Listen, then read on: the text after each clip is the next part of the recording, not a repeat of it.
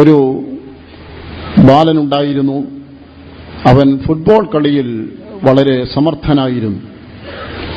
അവൻ ഉൾപ്പെടുന്ന ആ ടീമിന് പലപ്പോഴും ഗോളുകൾ നേടി അവന്റെ സ്നേഹിതർക്ക് അവൻ പ്രിയങ്കരനും അവൻ ആയിരിക്കുന്ന കലാലയത്തിന് അവനൊരു അഭിമാന പാത്രവുമായിരുന്നു. അവന്റെ പ്രാപ്തിയിൽ പ്രോത്സാഹിപ്പിച്ചിരുന്നത് അവന്റെ സ്വന്തം പിതാവാണ്. ആ പിതാവ് ഇവൻ കളിക്കുന്ന ഓരോ സന്ദർഭത്തിലും ഗാലറിയിൽ വന്ന് ഇരുന്ന് തന്റെ സാന്നിധ്യം കൊണ്ട് മകന് പ്രോത്സാഹനം നൽകുമായിരുന്നു. കേവലം പിതാവിന്റെ സാന്നിധ്യം ഒന്ന് മാത്രം അവനെ തന്റെ കളിയിൽ മികവ് പ്രകടിപ്പിക്കുന്നതിന് മുഖാന്തരമായി. പക്ഷേ ഒരു കുറവുണ്ട്. അവൻ കളിക്കുന്നതോ ഗോളടിക്കുന്നതോ കാണുവാനുള്ള ഭാഗ്യം പിതാവിനില്ല. പിതാവ് അന്ധനായിരുന്നു. ആ ഒരു ദുഃഖം അവന്റെ ഉള്ളിൽ ഉണ്ടായിരുന്നുവെങ്കിലും പിതാവിന്റെ സാന്നിധ്യം അവന് എല്ലായ്പ്പോഴും പ്രചോദനമായി കാണപ്പെട്ടു. അങ്ങനെ ഇരിക്കവേ ഒരിക്കൽ പിതാവ് രോഗബാധിതനായി ആശുപത്രിയിൽ പ്രവേശിക്കപ്പെട്ടു. അവിടെ ആ രോഗസമയത്ത് മരണത്തോട് മല്ലടിക്കുന്നതായ ആ സമയത്തിനിടയിൽ തന്നെയായിരുന്നു അവന് മാറ്റിവെക്കാനാവാത്ത ഒരു ടൂർണമെന്റ് നടന്നത്. അതിൽ പോയി പങ്കെടുക്കുവാൻ കഴിയുമോ എന്ന് സംശയിച്ചിരിക്കുമ്പോൾ തന്നെ ആ ദിവസം വന്നു ചേർന്നു. കൃത്യമായി ആ ദിവസം അവന്റെ പിതാവ് ഈ ലോകത്തോട് വിട പറഞ്ഞു. അവന് കളിപ്പാൻ ഇറങ്ങാനുള്ളതായി ധൈര്യമോ ഒന്നും ഉണ്ടാകിയില്ല എന്നുള്ളത് മനസ്സിലാക്കി അവന്റെ ടീം അംഗങ്ങളും കലാലയ അധികൃതരും വളരെ ദുഃഖിതരായി തീർന്നു. എങ്കിലും അവൻ അന്ന് ആ ദിവസം കളിക്ക് ഇറങ്ങിയില്ലെങ്കിൽ ടീം പരാജയപ്പെടുമെന്നത് ഓർത്തപ്പോൾ അവർക്ക് അധികം ഭാരമുണ്ടായി. ഇവനെന്ത് തീരുമാനമെടുക്കുമെന്നുള്ളത് ആർക്കും ഒരു ഊഹവും കിട്ടിയില്ല. എങ്കിലും എല്ലാവരെയും ആശ്ചര്യപ്പെടുത്തിക്കൊണ്ട് അവൻ അന്ന് പിതാവിന്റെ മൃതദേഹം തന്റെ വീട്ടിൽ കിടത്തിയിരിക്കുമ്പോൾ കളിക്കളത്തിലേക്ക് ഇറങ്ങി. ആ കളിക്കളത്തിലേക്ക് ഇറങ്ങി അവൻ കളിക്കാൻ തുടങ്ങിയപ്പോൾ അവൻ ഏകാഗ്രതയില്ലാത്തവനും ദുർബലനും ആയിരിക്കുമെന്ന് കരുതിയെന്നുവരികിലും നേർ വിപരീതമായി ഒരിക്കലും കളിക്കാത്തതുപോലെ ഏറ്റവും സമർത്ഥമായി കളിക്കുകയും തന്റെ ടീമിന് ഗോളുകൾ നേടിക്കൊടുത്ത് വിജയത്തിലെത്തിക്കുകയും ചെയ്തു. എന്താകുന്നു ഇവൻ ഇങ്ങനെ എല്ലാവരുടെയും കണക്കൂട്ടൽ തെറ്റിച്ച് പിതാവിന് മൃതദേഹം വീട്ടിൽ കിടക്കുമ്പോൾ ഇത്ര ഉത്സാഹമായി ചെയ്തത് എന്നത് അവനോട് തന്നെ ചോദിക്കാൻ തീരുമാനിച്ചു. അവൻ പറഞ്ഞ മറുപടി വളരെ ചിന്തിപ്പിക്കുന്നതായിരുന്നു. ഇത്രയും കാലഘട്ടം എന്നെ പ്രോത്സാഹിപ്പിച്ചിരുന്ന എന്റെ പിതാവിന്റെ സാന്നിധ്യം എനിക്കുണ്ടായിരുന്നു. എന്നാലും എന്റെ പിതാവിന് എന്റെ കളി കാണുവാനുള്ള കാഴ്ചയുണ്ടായിരുന്നില്ല. ഞാൻ വിചാരിച്ചു ഇന്ന് ഞാൻ കളിക്കടത്തിൽ ഇറങ്ങണ്ട എന്ന്. മറ്റൊരു ചിന്ത എന്നെ ഭരിച്ചു. എന്റെ പിതാവ് മരിച്ച ശരീരബന്ധനങ്ങളിൽ നിന്ന് മോചിതനായി ഇപ്പോൾ പറുദീസയിൽ ആയിരിക്കുന്നെങ്കിൽ എന്റെ പിതാവിന് ഇപ്പോൾ കാഴ്ചയുള്ള കണ്ണുകൾ ലഭിച്ചിരിക്കുമല്ലോ. പറുദീസയിൽ ഇരുന്നു കൊണ്ട് ഞാൻ കളിക്കുന്നത് ആദ്യമായി കാണുവാനുള്ള ഒരവസരം പിതാവിന് ലഭിച്ചിരിക്കും. ആയതുകൊണ്ട് എന്റെ പിതാവിന്റെ വേണ്ടി, എന്റെ പിതാവ് കാണുവാൻ വേണ്ടി ഞാൻ നന്നായി കളിക്കുമെന്ന ഒരു തീരുമാനമെടുത്തുവെന്നായിരുന്നു. പ്രിയമുള്ളവരെ, തീർച്ചയായും നാം ഉപദേശ സത്യങ്ങൾക്ക് വേണ്ടി നിലനിൽക്കുമ്പോൾ, അതിനെ നാം ഉയർത്തിപ്പിടിക്കുമ്പോൾ, അത് നാം പ്രഘോഷിക്കുമ്പോൾ, അത് നാം അനുസരിക്കുമ്പോൾ സ്വർഗത്തിലുള്ളവരും സന്തോഷിക്കുകയാണ്. എല്ലാറ്റിനുപരി കർത്താവ് യേശു ക്രിസ്തു നമ്മെ ചൊല്ലി അഭിമാനപുളകിതനായി തീരുകയാണ്. ഇത് വിശ്വാസമുള്ളവർ ഒരു ഹല്ലേലൂയ മുഴക്കുവാൻ ഞാൻ താല്പര്യപ്പെടുന്നു. നാം ഉയർത്തിപ്പിടിക്കുന്ന ഉപദേശസത്യങ്ങളിൽ മുഖ്യമായ ഒന്നാകുന്നുവല്ലോ നമ്മുടെ ചിന്താവിഷയം ദൈവിക രോഗശാന്തി എന്നത്. മരുന്നിലും വൈദ്യനിലും ആശ്രയിക്കാതെ ദൈവത്തിലും പ്രാർത്ഥനയിലും വിശ്വാസത്തിൽ മാത്രം ആശ്രയിച്ച് രോഗസൗഖ്യം പ്രാപിക്കുക എന്നതാണ് ദൈവിക രോഗശാന്തി എന്നതുകൊണ്ട് ഉദ്ദേശിക്കുന്നത്. യിരെമ്യാ പ്രവചനം 17-ാം അധ്യായം അതിന്റെ 7-ാമത്തെ വാക്യം നമുക്കൊന്ന് വായിക്കാം. യഹോവയിൽ ആശ്രയിക്കുകയും യഹോവ തന്നെ ആശ്രയമായിരിക്കുകയും ചെയ്യുന്ന മനുഷ്യൻ ഭാഗ്യവാൻ. യഹോവയിൽ ആശ്രയിക്കുന്നു എന്ന് മാത്രമല്ല, അവന് യഹോവയിൽ തന്നെ ആശ്രയിക്കുന്നു, മറ്റൊരാശ്രയനോട് ചേർന്നില്ലാതിരിക്കുന്നു. അങ്ങനെയുള്ളൊരു മനുഷ്യൻ ഭാഗ്യവാൻ. ആശുപത്രികളിലും ഔഷധവും ചികിത്സയും സൗഖ്യവും ആശ്വാസം നൽകുന്നു എന്നുള്ളത് ഒരു പരമാർത്ഥം തന്നെയാണ്. അത് വേണ്ടുന്നവർ അതിൽ ആശ്രയിച്ചു കൊള്ളട്ടെ. എങ്കിലും വ്യാജമരുന്നും കാലാവധി തീർന്നതായ മരുന്നും മരുന്ന് മാറിപ്പോകുന്ന സന്ദർഭങ്ങളും ഔഷധത്തെ വിഷതുല്യമാക്കി തീർക്കുന്ന ഒരു കാലയളവാണ്. കുത്തക മരുന്ന് കമ്പനികളും ആതുരാലയങ്ങളിലെ ഡോക്ടർമാരും തമ്മിലുള്ള ഒത്തുകളി അത് ഒരു പരസ്യമായ ഒരു രഹസ്യമാണ്. എന്നാൽ അപ്പോൾ തന്നെ വൈദ്യന്മാരാൽ കൈവിടപ്പെടുന്ന രോഗികൾ പോലും തങ്ങളുടെ ജീവിതത്തിൽ നിരാശയിലെത്തിച്ചേരുന്ന അവസ്ഥയിൽ പ്രാർത്ഥനയാൽ സൗഖ്യം പ്രാപിക്കുന്ന കണ്ട് ശാസ്ത്രം അമ്പരന്ന് നിൽക്കുകയാണ്. ശാസ്ത്രത്തിന്റെ പരിധിക്ക് അപ്പുറം പ്രവർത്തിക്കുന്ന ഒരു ശക്തിയെ കണ്ടറിഞ്ഞ് തള്ളാനും കൊള്ളാനും വയ്യാത്ത ഒരു സ്ഥിതിയിൽ ഇന്ന് വൈദ്യശാസ്ത്രവും വൈദ്യന്മാരും എത്തിച്ചേർന്നിരിക്കുന്നു. അവരിങ്ങനെയാണ് പറയുന്നത്: ഞങ്ങൾക്ക് പരിമിതികളുണ്ട്, ആയുസ് ഈശ്വരന്റെ കയ്യിലാണ്. നിങ്ങളുടെ മതം ഏതുമായിക്കൊള്ളട്ടെ, നിങ്ങൾ വിശ്വസിക്കുന്ന ദൈവത്തോട് പ്രാർത്ഥിക്കുക, ഒരു പക്ഷേ ആയുസ് നീട്ടിക്കിട്ടിയേക്കും. ഇങ്ങനെ ഡോക്ടർമാർ കൈയൊഴിയുന്നതായ ആ വേളകളിൽ ദൈവത്തോട് ഹൃദയം പൊട്ടി നിലവിളിക്കുന്ന രോഗികളെ ഇന്നത്തെ ആശുപത്രികളിൽ എവിടെയും നമുക്ക് കാണാൻ കഴിയും. ഇങ്ങനെയുള്ള ഒരു സ്ഥിതിവിശേഷമായതുകൊണ്ടാണോ ദൈവിക രോഗശാന്തിക്ക് വേണ്ടി നിലനിൽക്കുന്നത് അല്ലെങ്കിൽ നിലനിൽക്കേണ്ടത് എന്നുള്ളതാണ് ഒരു ചോദ്യം. എന്നാൽ ഔഷധം ഉപയോഗിക്കാത്തതിനെ അന്ധവിശ്വാസം എന്ന് വിളിച്ചാക്ഷേപിച്ചതായ വൈദ്യശാസ്ത്രം ഇന്ന് കാണുന്നത് ഔഷധത്തിനും ചികിത്സയ്ക്കും സൗഖ്യമാക്കാൻ കഴിയാത്ത രോഗങ്ങൾ പ്രാർത്ഥനയാൽ സൗഖ്യമാകുന്ന ഒരു കാഴ്ചയാണ്. മരുന്ന് ഉപയോഗിക്കാത്ത ചികിത്സാ രീതികൾ ഇന്ന് ലോകത്തിൽ ഒന്നിനു പിറകെ ഒന്നായി വർദ്ധിച്ചു വരുന്നുണ്ട്. അതിലൊന്നാണ് പ്രകൃതി ചികിത്സ. പ്രകൃതി ചികിത്സയിൽ മരുന്ന് അധികം ഉപയോഗിക്കുന്നില്ല. അക്യൂപങ്ചർ അത് ഒരു ചൈനീസ് ചികിത്സാ രീതിയാണ്. ശരീരത്തിലെ മർമ്മഭാഗങ്ങളിൽ പ്രത്യേകതരം സൂചികൾ മാറി മാറി കുത്തി മനുഷ്യന് വേദനയിൽ നിന്നും രോഗത്തിൽ നിന്നും മോചനം നൽകുന്ന ഒരു ചികിത്സാ രീതി. കാന്ത ചികിത്സ. ഇങ്ങനെ ഓരോന്ന് പറഞ്ഞാൽ മരുന്നൊന്നും ഇതിൽ ഉപയോഗിക്കുന്നില്ല. മരുന്ന് ഉപയോഗിക്കാത്ത തരത്തിലുള്ള ചികിത്സാ രീതിയാണ്. ഇനി ഇപ്പോൾ വൻ പ്രചാരത്തിൽ എത്തിക്കൊണ്ടിരിക്കുന്ന അല്ലെങ്കിൽ വൻ പ്രചാരത്തിലേക്ക് കൊണ്ടുവരുവാൻ അക്ഷീണ പരിശ്രമം ചെയ്യുന്ന ഒരു ചികിത്സാ രീതിയാണ് യോഗ. പലതരത്തിലുള്ള ആസനങ്ങളിലൂടെ മനുഷ്യന്റെ ഏറെക്കുറെ എല്ലാ രോഗങ്ങളെയും ചെറുത്തു നിൽക്കുവാനും സൗഖ്യമാക്കുവാനും കഴിയുമെന്ന് അവകാശപ്പെട്ടുകൊണ്ട് യോഗ ഒരു ചികിത്സാ രീതി എന്ന വണ്ണം ഇന്ന് നടപ്പാക്കുവാൻ ശ്രമിച്ചു വരികയാണ്. തീരുന്നില്ല, അത് അടിച്ചേൽപ്പിക്കാനും ശ്രമം നടക്കുന്നു എന്ന് പറയേണ്ടിയിരിക്കുന്നു. ഇഷ്ടമുണ്ടെങ്കിലും ഇല്ലെങ്കിലും അത് ചെയ്യത്തക്കവണ്ണം വിദ്യാലയങ്ങളിൽ ഇത് ഒരു നിർബന്ധിത വിഷയമാക്കി തീർത്തിരിക്കുകയും റേഗി, അതായത് അതൊരു ചികിത്സാ രീതിയാണ്, മരുന്ന് ഉപയോഗിക്കാത്തത്. മനുഷ്യന്റെ ശരീരത്തിൽ ചില ഊർജ്ജ കേന്ദ്രങ്ങൾ ഉണ്ടെന്നും ആ ഊർജ്ജ കേന്ദ്രങ്ങളെ ഉണർത്തിയാൽ രോഗം സൗഖ്യമാകും പോലും. മറ്റൊന്നാണ് പ്രാണിക് ഹീലിംഗ് എന്ന് പറയും. ഇതിനൊന്നും ഈ പറഞ്ഞതായ ഇങ്ങനെയുള്ളതായ ചികിത്സാ രീതികളിലൊന്നും മരുന്ന് ഉപയോഗിക്കുന്നില്ല. വേറെ മാർഗങ്ങളാണ് ഇതിന് പിന്നിൽ. ഈ ഔഷധരഹിത ചികിത്സകളെ ഒക്കെ സാത്താന കെണിയാണെന്ന് അറിയാതിരിക്കുന്നവരാണ് ഭൂരിപക്ഷം പേരും.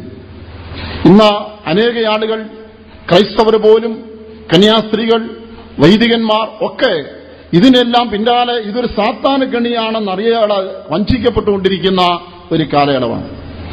ഔഷധം ഉപയോഗിക്കാതിരിക്കുന്നതോ ചികിത്സ സ്വീകരിക്കാതിരിക്കുന്നതോ അല്ല ദൈവിക രോഗശാന്തി.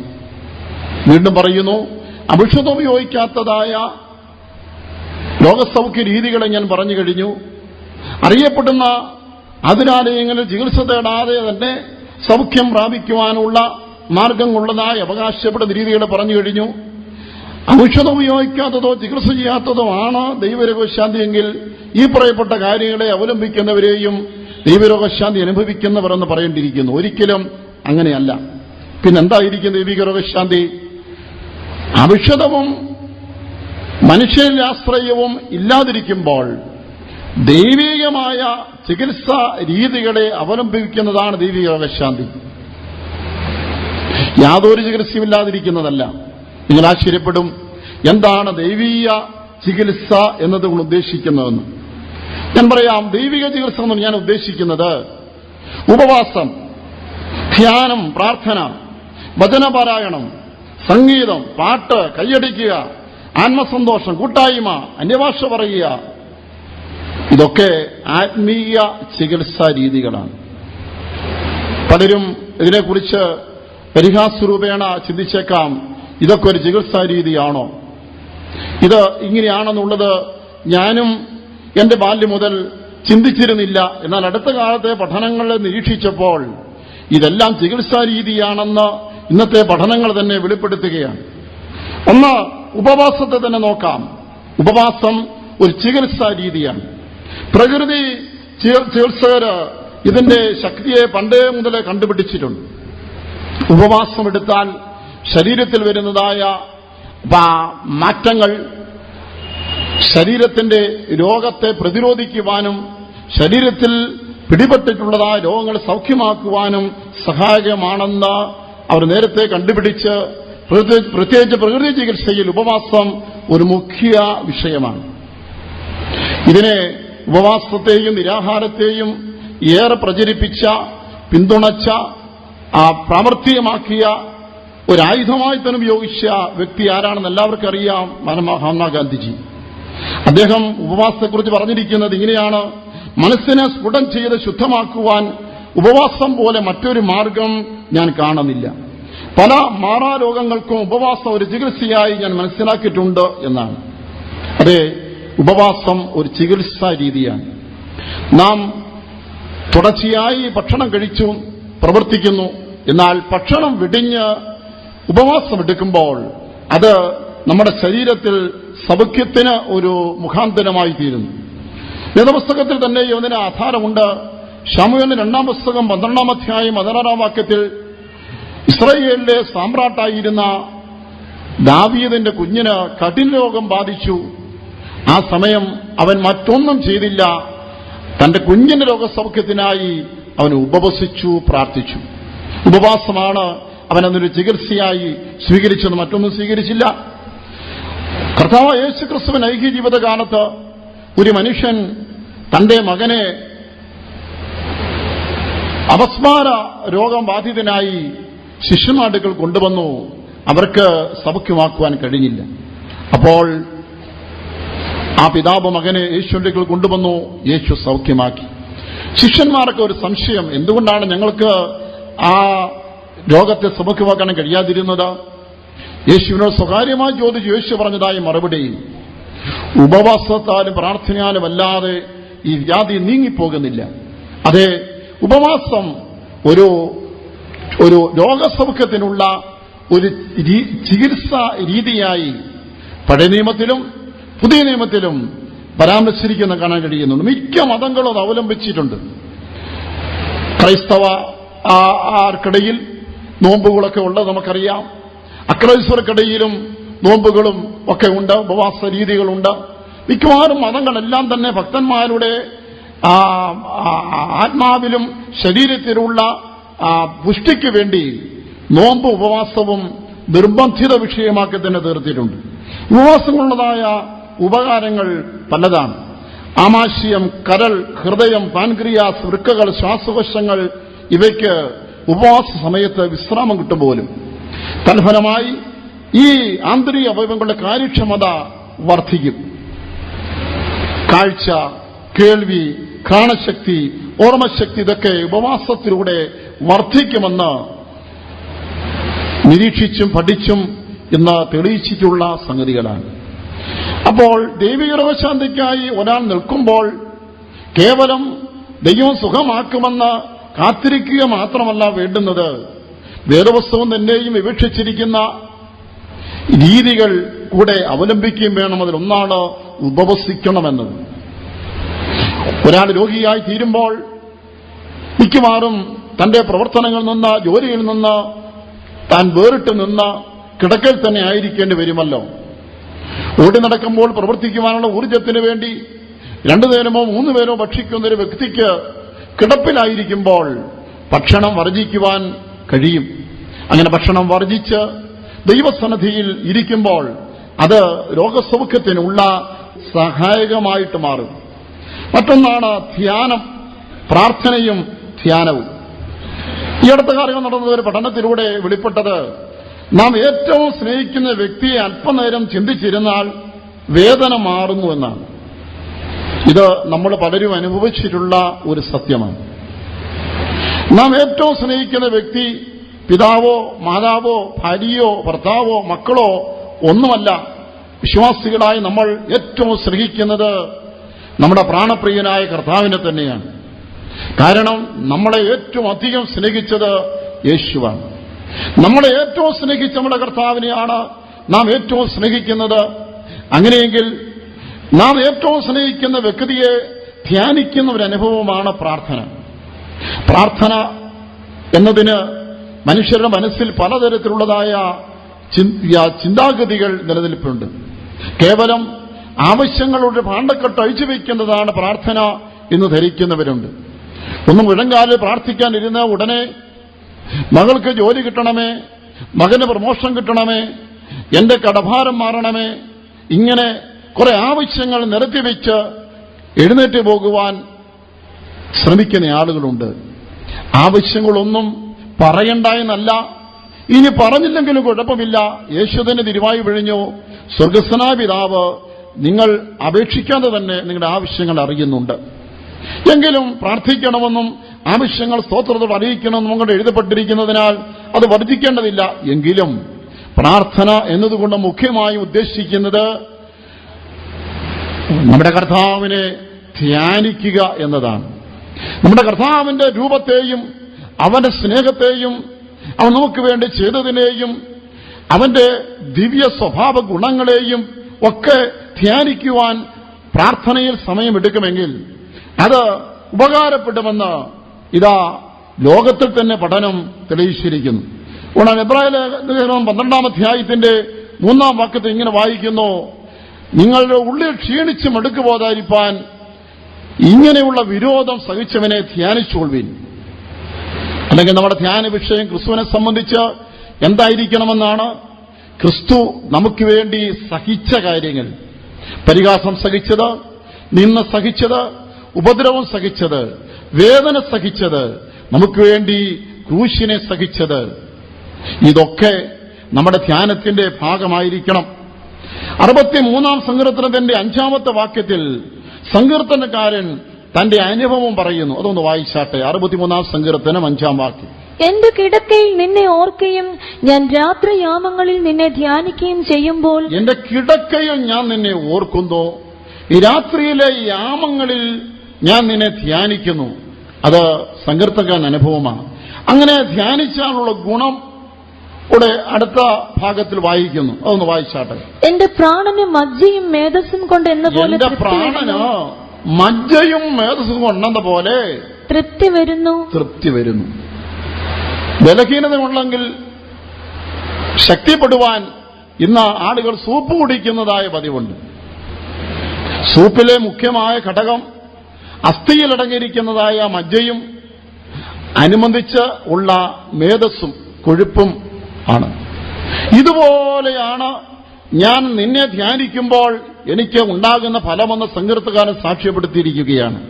അതെ, രാത്രിയാമങ്ങളിൽ നമ്മൾ കർത്താവിനെ ധ്യാനിക്കുമെങ്കിൽ നല്ല ആട്ടുസൂപ്പിന് തക്ക ഗുണം ചെയ്യും പോലും. ഇതൊക്കെ വേദപുസ്തകം തന്നെ രേഖപ്പെടുത്തിയിരിക്കുന്നത് നമ്മൾ ശ്രദ്ധിക്കാതിരിക്കുന്ന ഒരു വസ്തുതയാണ്. 4-ാം സങ്കീർത്തനം 4-ാം വാക്യത്തിലും അവിടെ കിടക്കയിൽ ധ്യാനിച്ച് മൗനമായിരിപ്പീൻ എന്ന് വായിക്കുന്നു. 27-ാം സങ്കീർത്തനത്തിൽ ദാവീദ് തന്നെ പറയുന്നു, എനിക്ക് ഒരേ ഒരു ആഗ്രഹമേ ഉള്ളൂ, അത് സാധിച്ചെടുക്കുവാൻ അപേക്ഷയെ എന്റെ ഉള്ളിലുള്ളൂ. അതെന്താണ്? അതിലൊന്ന്, നിന്റെ മന്ദിരത്തിൽ എനിക്ക് ധ്യാനിക്കണം. അത് ഏറെ അവൻ കൊതിക്കുന്നൊരു അനുഭവമാണ്. നമ്മൾ ഇയ്യോബിന്റെ പുസ്തകത്തിലേക്ക് വരുമ്പോൾ ഇയ്യോബിന് രോഗബാധിതനായി തീർന്നു. അവന്റെ അടുക്കലേക്ക് വന്ന സ്നേഹിതന്മാർ അവന്റെ ജീവിതത്തിന്റെ കുറവുകളെ ഒന്ന് ചൂണ്ടിക്കാണിക്കാനുള്ള ശ്രമം നടത്തുന്നതായി നമ്മൾ കാണുന്നുണ്ട്. അത് ഒന്നുകിൽ നേരത്തെ ഉണ്ടായിരുന്നു സമർത്ഥിക്കുകയോ അല്ലെങ്കിൽ രോഗബാധിതനായിരുന്ന ശേഷം അവന് കുറവുകൾ വന്നുവെന്നോ ആയിരിക്കാൻ ഉദ്ദേശിക്കുന്നത്. എങ്കിലും ഇയ്യോബിന്റെ പുസ്തകം 15-4 വാക്യത്തിൽ സ്നേഹിതന്മാർ അവനെ ഓർപ്പിക്കുന്നത്, നീ ഭക്തി വെടിഞ്ഞ് നിന്റെ ധ്യാനം മുടക്കിക്കളയുന്നു. ഇയ്യോബ് അങ്ങനെയുള്ളവനൊന്നും ആയിരുന്നില്ല. എന്നാൽ സ്നേഹിതന്മാർ എന്തുകൊണ്ട് പറഞ്ഞു എന്ന് എനിക്ക് മനസ്സിലാകുന്നില്ല. ഒരു പക്ഷേ അപ്രതീക്ഷിതമായ അത്യാഹിതങ്ങൾ വന്ന വേളയിൽ അവന് കുറെ ദിവസങ്ങൾ പ്രാർത്ഥിക്കാനോ ധ്യാനിക്കാനോ പോലും കഴിയാത്ത ഒരു മാനസികാവസ്ഥയിലായി തീർന്നിരിക്കാം. അതുകൊണ്ടായിരിക്കാം സ്നേഹിതന്മാർ അവനോട് നീ ധ്യാനം മുടക്കുന്നു എന്ന് പറയേണ്ടി വന്നത്. അതേ, വേദപുസ്തകം ധ്യാനത്തിന് ഒരു മുഖ്യ സ്ഥാനം കൊടുക്കുന്നു. ഇന്നത്തെ പഠനങ്ങൾ ആ ധ്യാനം മൂലം ഉണ്ടാകുന്നതായ സൗഖ്യത്തെ അടിവരയിടുമ്പോൾ വേദപുസ്തക സത്യങ്ങളും ആത്മീയ ചികിത്സാ രീതികളും എത്ര ഫലപ്രദമെന്ന് ഒരിക്കലൂടെ ഗ്രഹിപ്പാൻ കഴിയുകയാണ്. മറ്റൊന്നാണ് വചന പാരായണം. നാം ബലഹീനരോ രോഗികളായി തീർന്നാൽ വളരെ സമാധാനമായി ഇരുന്ന് നമുക്ക് ദൈവവചനം വായിക്കുവാൻ അവസരം കിട്ടും, ധ്യാനിപ്പാൻ അവസരം കിട്ടും. ഒരിക്കൽ ഒരു കർത്തൃദാസൻ രോഗിയായി കിടപ്പിലായി പോയി. അനേക നാളുകൾ അനങ്ങാൻ വയ്യാതെ മലർന്ന ഒറ്റ കിടപ്പ്. അനേകർ കാണാൻ വന്നു.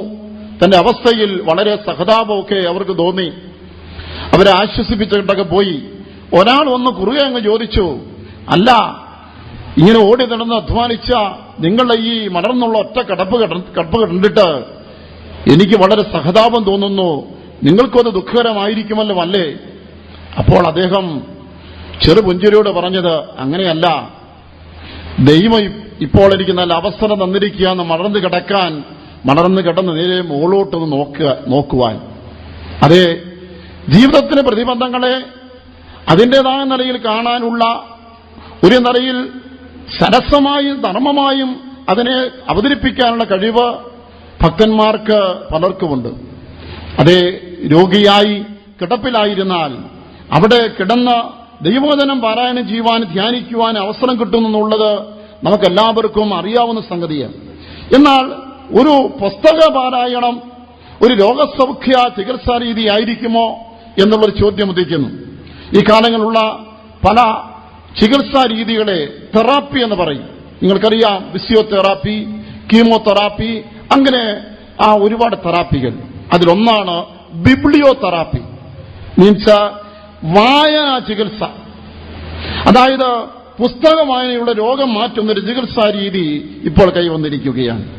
അവർ പറയുന്നത്, ഒരാൾക്ക് രോഗമോ ശരീരത്തെ വേദനയോ ഉണ്ടായാൽ നല്ല പുസ്തകങ്ങൾ വായിച്ച് ധ്യാനിക്കുമ്പോൾ മാനസികവും വൈകാരികവുമായ മാറ്റങ്ങൾ അത് ഉണ്ടാകുകയും അത് സൗഖ്യത്തിന് സഹായകമായി തീരുമെന്ന്.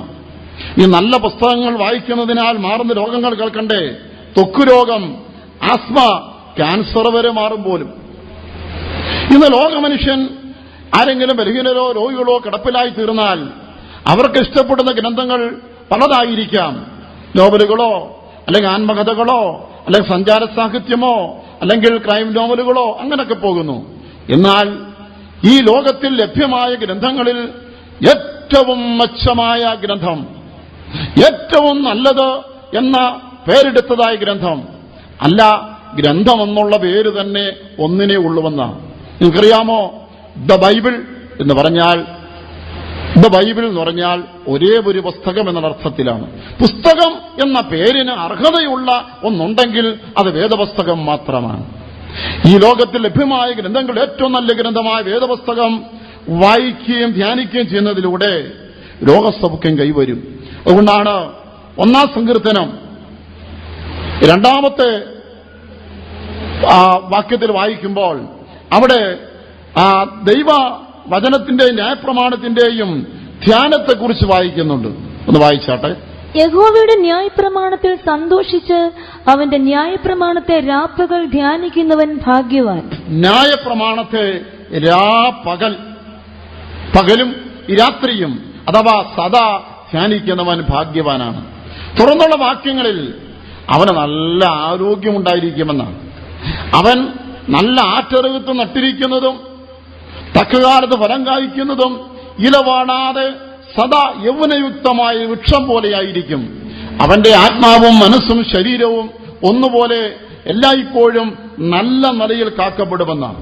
119 സങ്കീർത്തനത്തിന് 92, 93 എന്ന വാക്യങ്ങളിലും അവിടെയും ദൈവത്തിന്റെ സാക്ഷ്യങ്ങൾ ധ്യാന വിഷയമായിരിക്കുന്നതിനെ പരാമർശിച്ചിരിക്കുന്നു. യിരെമ്യാവ് 15-ാം അധ്യായത്തിന്റെ 16-ാമത്തെ വാക്യത്തിൽ നമ്മൾ കാണുന്നത്, അവിടെ ഞാൻ നിന്റെ വചനങ്ങളെ കണ്ടെത്തി ഭക്ഷിച്ചിരിക്കുന്നു. വചനം എങ്ങനെയാണ് ഭക്ഷിക്കുന്നത്? പേപ്പർ ചുരുട്ടി വായിലിടുകയല്ല. അത് ഒരു ഭക്ഷണം കഴിച്ചാൽ ആ ഭക്ഷണം ദഹിച്ച് ശരീരത്തിന്റെ പങ്കും ഭാഗമായി തീരുന്നത് പോലെ, അതിന്റെ പോഷകാംശങ്ങൾ ഒക്കെ മാറി രക്തത്തിൽ കലർന്നത് പോലെ ദൈവത്തിന്റെ വചനം എന്റെ ജീവിതത്തിന്റെ പങ്കും ഭാഗമാക്കി മാറ്റുന്നു എന്ന അത്രമാത്രം വചനത്തിന്റെ ധ്യാനമായ ആഴമായ തലങ്ങൾ ദൈവത്തിന്റെ വചനം. അതുപോലെ സദൃശ്യവാക്യങ്ങൾ 4-ാം അധ്യായത്തിന്റെ 20 മുതൽ 22 വരെയുള്ള വാക്യങ്ങളിലും ദൈവത്തിന്റെ വചനം എങ്ങനെ നമുക്ക് ഫലപ്രദമായി തീരുന്നു വായിക്കുന്നു. ഒന്ന് വായിച്ചാട്ടെ. മകനെ, എന്റെ വചനങ്ങൾക്ക് ശ്രദ്ധ തരിക, എന്റെ മൊഴികൾക്ക് നിന്റെ ചെവി ചായിക്ക, അവ നിന്റെ ദൃഷ്ടിയിൽ നിന്ന് മാറിപ്പോകരുത്. എന്റെ വചനങ്ങളിൽ ദൃഷ്ടിയിൽ നിന്ന് മാറിപ്പോകരുത്, ചെവി ചായിച്ച് കേൾക്കണം. നിന്റെ ഹൃദയത്തിന്റെ നടുവിൽ അവയെ സൂക്ഷിച്ചു വെക്കുക. ഹൃദയത്തിന് നടുവിൽ സൂക്ഷിക്കണം.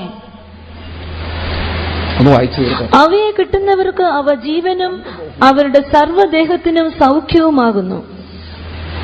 അത് കിട്ടുന്നവർക്ക് സർവ്വദേഹത്തിനും സൗഖ്യമാണ്. അതൊരു നല്ല ഔഷധമാണ്. ദൈവത്തിന്റെ വചനം ഒരു നല്ല ഔഷധമാണെന്നും അത് മുഴുവൻ ശരീരത്തിനും ആരോഗ്യമാണ് എന്നും കൂടെ തിരുവെഴുത്ത് രേഖപ്പെടുത്തിയിരിക്കുന്നു. അതെ, ഈ ലോകത്ത് ലഭ്യമായ ഏറ്റവും നല്ല വേദപുസ്തകത്തിന്റെ വചനത്തിന് പാരായണം ലോകസൗഖ്യത്തിന് ഉതകുന്നുവെന്ന് അതേ നമുക്ക് സമർത്ഥിക്കാൻ കഴിയും. മറ്റൊന്നാണ് സംഗീതം.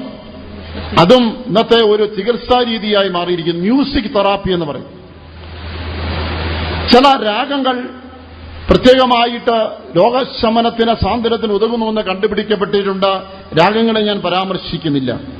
രോഗിക്ക് ഈ മ്യൂസിക് തെറാപ്പി സാന്ത്വനം നൽകുന്നു എന്നുള്ളത് ആധുനിക ശാസ്ത്രം കണ്ടെത്തിയിരിക്കുന്ന ഒരു പ്രത്യേകമായ വിഷയമാണ്. സംഗീതം പഠിച്ചാൽ കുട്ടികൾക്ക് ബുദ്ധി വർദ്ധിക്കും. അവരുടെ തലച്ചോറിന് ഇടതുഭാഗം ഒരു നിശ്ചിതമായി വികസിക്കും പോലും. മാത്രമല്ല, സംഗീതം പഠിക്കുന്ന കുട്ടികളുടെ IQ, അവരുടെ ബുദ്ധിശക്തി 7 പോയിന്റ് വരെ വർദ്ധിക്കുമെന്നാണ്. ഐൻസ്റ്റീന് 130 പോയിന്റ് ഉണ്ടായിരുന്നെന്ന്. അപ്പൊ കുറവുള്ളതൊക്കെ വർദ്ധിക്കുവാൻ സംഗീതം പഠിച്ചാൽ മതി. സംഗീതം. പ്രശസ്ത സംഗീതജ്ഞനാണ് മുരളി ബാലകൃഷ്ണൻ എന്നുള്ള വ്യക്തി. അദ്ദേഹം തിരുവനന്തപുരത്ത് ഒരാശുപത്രി തുടങ്ങുന്നുവെന്ന് ഒരിക്കൽ പത്രക്കാരോട് പറഞ്ഞു. താൻ പറഞ്ഞത്, താൻ തുടങ്ങാനിരിക്കുന്നത് ആശുപത്രിയിൽ സംഗീതമായിരിക്കും പ്രധാന മരുന്ന് എന്നാണ്. അടുത്ത കാലങ്ങളിൽ സംഗീതം ജനിക്കാത്ത ഉദരത്തിലുള്ള ശിശുക്കൾക്ക് പോലും ഒരു ചികിത്സയായി ഉപയോഗിച്ചു തുടങ്ങിയിരിക്കുകയാണ്. മ്യൂസിക് തെറാപ്പിയുള്ള CD-കൾ പോലും കമ്പനികൾ ഇറക്കിയിരിക്കുന്നു. സംഗീതം രോഗശാന്തിക്ക് ഉതകുന്ന ഒരു കാര്യമായിട്ട് പഠനങ്ങൾ തെളിയിക്കുന്നു. വേദപുസ്തകം അടിവരയിരുന്നു. 1 ശമൂവേൽ 16:23 ശൗൽ എന്ന പേരുള്ള രാജാവിന്റെ കൂടെ ബുദ്ധിഭ്രമം വരും. അതിന്റെ ശമനം ദാവീദ് പോയി കിന്നരം വായിക്കുന്നതിനുണ്ടാകുമായിരുന്നുവെന്ന്. രോഗം എപ്പോൾ വരുന്നുവോ ഉടനെ ആളയച്ച് ദാവീദിനെ വരുത്തും. ദാവീദ് കിന്നരമാണ്, നിപുണനാണ്. അവൻ വായിക്കുമ്പോൾ രാജാവിന് ആശ്വാസവും സുഖവും ഉണ്ടാകും. സംഗീതം രോഗശാന്തിക്ക് ഉതകുന്നു. അതിന് ആത്മീയമായ ചികിത്സാ രീതിയാണ്. പാട്ട്, ധാരാളം പാട്ടുകൾ ഇറങ്ങിക്കൊണ്ടേയിരിക്കുന്നു. ഭക്തന്മാരുടെ ആത്മാവിൽ നിന്ന് വേറിട്ട് നിർത്തുവാൻ കഴിയാത്ത ഒന്നാണ് പാട്ട്. പാട്ട് ഒരു ദൈവഭക്തന്റെ ശ്വാസോച്ഛ്വാസമാണ് പറയുന്നതായിരിക്കും ശരി. ലോകത്തിൽ ക്രൈസ്തവ ഗാനങ്ങൾ 10,000-കണക്കിന് ലക്ഷക്കണക്കിന് ഇറങ്ങിയിരിക്കുകയാണ്. ഈ ഗാനങ്ങളുടെ പ്രയോജനം ഇന്ന് ലോകത്തിൽ കോടിക്കണക്കിന് ആളുകൾ അനുഭവിച്ച് കഴിഞ്ഞിരിക്കുന്നു.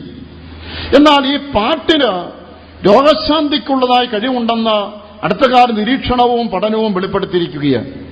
ഇംഗ്ലണ്ടിലെ എസ്സെക്സില് ഒരു 5 വയസ്സുകാരിക്ക് പുനർജന്മം ഉണ്ടായി എന്ന് പത്രം റിപ്പോർട്ട് ചെയ്തു. ഈ 5 വയസ്സുകാരി ഹൃദയാഘാതം വന്ന അബോധാവസ്ഥയിലായി. ആശുപത്രിയിൽ കൊണ്ടുപോയി മരുന്നുകളൊക്കെ എത്ര പ്രയോഗിച്ചിട്ടും അവൾക്ക് ബോധം വീണ്ടും കിട്ടുന്നില്ല. ഡോക്ടർമാര് കൈമലർത്തി ഇനി പ്രയോഗിക്കുവാൻ ഔഷധങ്ങളൊന്നും ശേഷിക്കുന്നില്ല. തുടർന്ന് അവരുടെ ചിന്ത വേറെന്തെങ്കിലും ചികിത്സാരീതി അവലംബിക്കാമോ? അപ്പോഴാണ് ഈ പാട്ട് ഒന്ന് ഉപയോഗിച്ചു നോക്കാവുന്നായി. മാതാപിതാക്കളോട് ചോദിച്ചു, ഈ 5 വയസ്സുകാരിക്ക് ഇഷ്ടപ്പെട്ടതായ പാട്ട് വല്ലതുമുണ്ടോ? അവരൊരു പ്രത്യേകമായ ഒരു ഗാനത്തിന്റെ പേര് പറഞ്ഞു. വയസ്സ് 5 ഉള്ളെന്ന് വരികിലും മിക്കവാറും ഈ പാട്ട് മൂളിക്കൊണ്ട് നടക്കുമെന്ന് പറഞ്ഞു. ആ ഡോക്ടേഴ്സ് ആ പാട്ടിന്റെ റെക്കോർഡ് കൊണ്ടുവന്ന് ആ കുട്ടിയുടെ ചെവിയിൽ ഹെഡ്ഫോൺ വെച്ച് കേൾപ്പിച്ചു. അത്ഭുതം എന്ന് പറയട്ടെ, ആ പാട്ട് ഒരിക്കൽ കേട്ടപ്പോൾ തന്നെ അബോധാവസ്ഥയിലിരുന്ന കുട്ടി പ്രതികരിക്കാൻ തുടങ്ങി.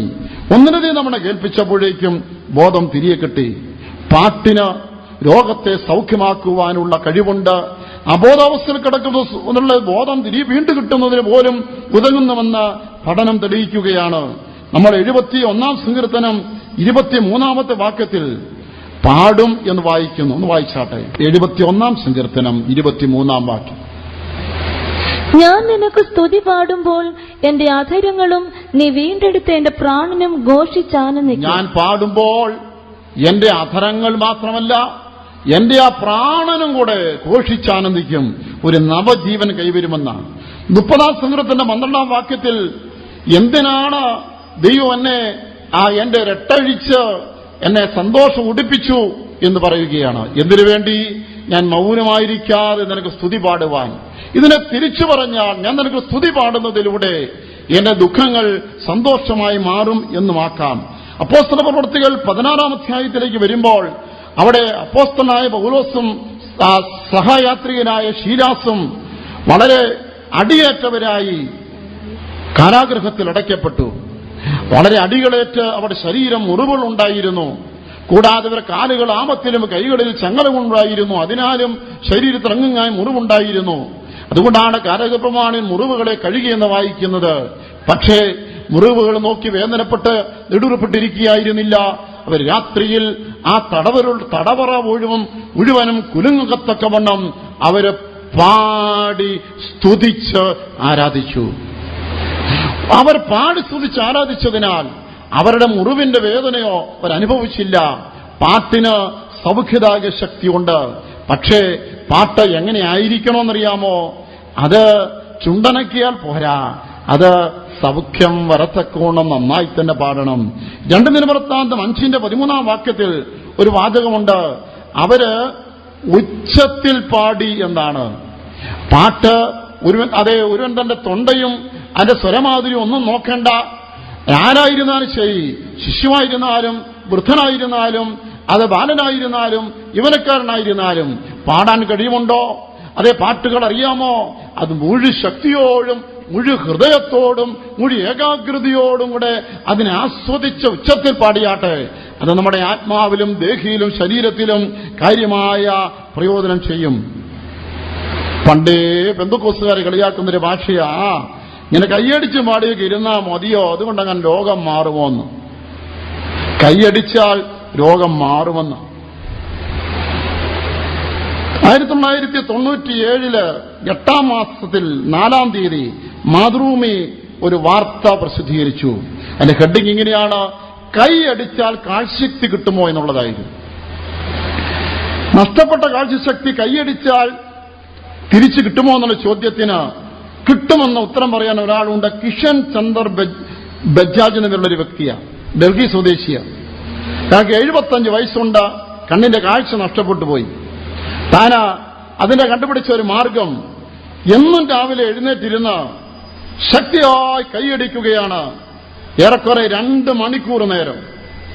അങ്ങനെ ചിലപ്പോൾ 2-3 മണിക്കൂർ കൈയടിക്കും. ആരോ ഒരു സന്യാസി പറഞ്ഞു കൊടുത്തത് അങ്ങനെ ചെയ്യണമെന്ന്.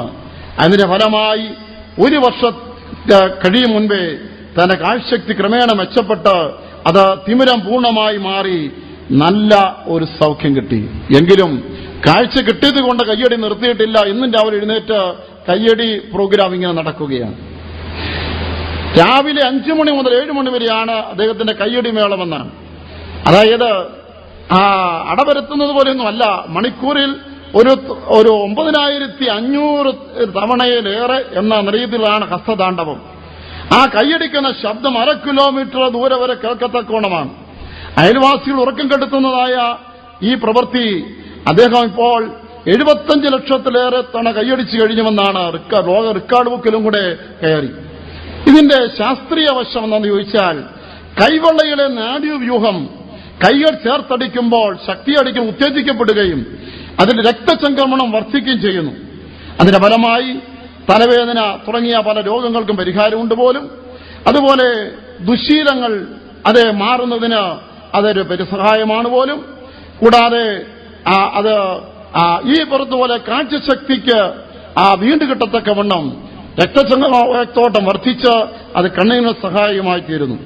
ഇദ്ദേഹം മാത്രമല്ല, ഇദ്ദേഹത്തിന്റെ പരിപാടി സ്വീകരിച്ച് വേറെ പലർക്കും ഗുണം ഉണ്ടായതായിട്ട് അവിടെ രേഖപ്പെടുത്തുന്നു. ഇതുകൊണ്ട് 77 വയസ്സുള്ള സ്വാതന്ത്ര്യ സമര സേനാനിയായ ഒരു വ്യക്തിയും ഇദ്ദേഹത്തെ അനുകരിച്ച കൈയടിച്ച് കാഴ്ചശക്തിയും സുഖവും ലഭിച്ചു പോലും. പണ്ടേ ആളുകൾ പറയും, ബന്ധുക്കോസുകാർ കൈയടിച്ച് പാടിയെന്ന് വിചാരിച്ചു രോഗം സുഖമാകത്തില്ല. ഇപ്പോൾ ഇതൊക്കെ ആധുനിക കാലത്ത് ഇതെല്ലാം ചെയ്ത് വിടുതൽ കിട്ടുകയാണ്. പ്രിയമുള്ളവരെ, ഇപ്പോൾ ഈ അനുഭവമൊക്കെ കുറഞ്ഞു വരികയാണ്. വചനപാരായണവും കുറയുന്നു, ധ്യാനവും കുറയുന്നു, പാട്ടും കുറയുന്നു. പാടിയാൽ ചുണ്ടനങ്ങാതെ പാടും. കൈയടിയും കുറയുന്നു. കൈയടിക്കുന്നത് തന്നെ അടിക്കാതിരിക്കുന്നതാണ് മാന്യന്മാരുടെ ലക്ഷണം എന്ന നിലയിലേക്ക് വരികയാണ്. എനിക്ക് തോന്നുന്നു പിന്നെയും പഴയ തലമുറ ഇതൊക്കെ ചെയ്താലും പുതിയ തലമുറയ്ക്കാണ് പോലും ഇതൊക്കെ കുറിച്ച് കുറവ്. സങ്കീർത്തക്കാരനും യഹോവയെ സ്തുതിക്കേണ്ടതിനെ കുറിച്ച് വിശദമായി പ്രതിപാദിക്കുന്നു. മുഴുവൻ സൃഷ്ടികളെയും വിളിച്ചുകൊണ്ട് പറയുകയാണ്.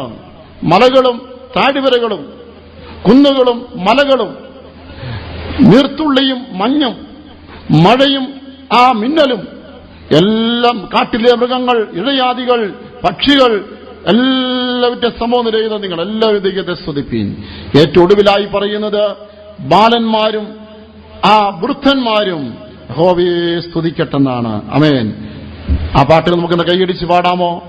ബാലന്മാർ, വൃദ്ധന്മാർ, യുവതി, യുവാക്കന്മാർ എന്നുള്ളത് ഇങ്ങനെ വേദപുസ്തകം ഒന്ന് അങ്ങോട്ടൊന്ന് വെച്ചിട്ട് ഇരു കരങ്ങളൊന്ന് ശക്തിയായിട്ടടിച്ച് നമുക്ക് പരിചിതമായ ആ ഗാനം ഒന്ന് പാടാം. ബാലന്മാർ, വൃദ്ധന്മാർ, യുവതികൾ, യുവാക്കന്മാരും, ബാലന്മാർ, വൃദ്ധന്മാർ, യുവാക്കന്മാരും, തപ്പുകൾ കിന്നരം കൈത്താളമേളത്തും, തപ്പുകൾ കിന്നരം കൈത്താളമേളത്തും താഴ്ത്തിയിടട്ടെ.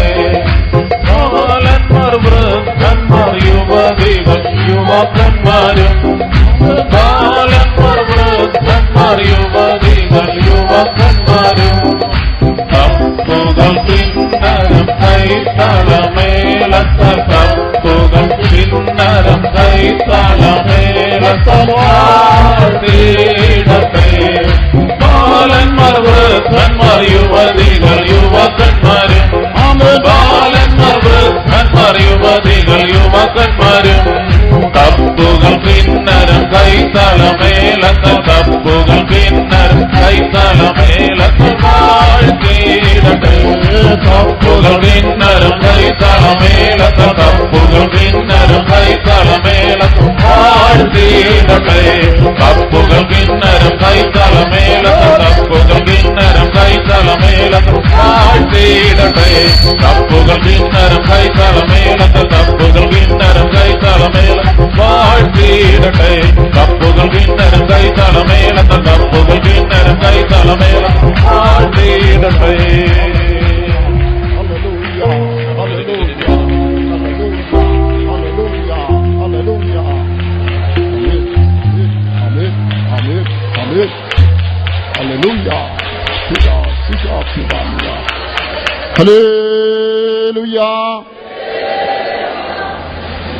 ആരാധനയുടെ ഭാഗമാണ് ഈ പറഞ്ഞതെല്ലാം. അടുത്ത കാലങ്ങളിൽ ശാസ്ത്രം കണ്ടുപിടിച്ചിരിക്കുന്നത് ആരാധിക്കുന്നവർക്ക് ആയുസ് 10% കൂടുന്നുണ്ടെന്ന്. ചുമ്മാതെയല്ല, കൈയടിച്ചും പാടിയും സ്തുതിച്ചും ധ്യാനിച്ചും ദൈവവചനങ്ങളെ വായിച്ചും അതിന്റെ വാഗ്ദത്തങ്ങളെ ഉരുവിട്ടും ഈ ആരാധന നമ്മളെ മൊത്തത്തിൽ ആരോഗ്യവും സൗഖ്യമുള്ളവരാക്കി തീർക്കുകയും നമ്മുടെ ആയുസ്സിനെ കുറച്ചുകൂടെ വർദ്ധിപ്പിക്കുകയാണ്. അതുപോലെ തന്നെയാണ് സന്തോഷം, ചിരി, ആത്മസന്തോഷം. അതേ ഒരു രോഗസൗഖ്യദായകമാണ്.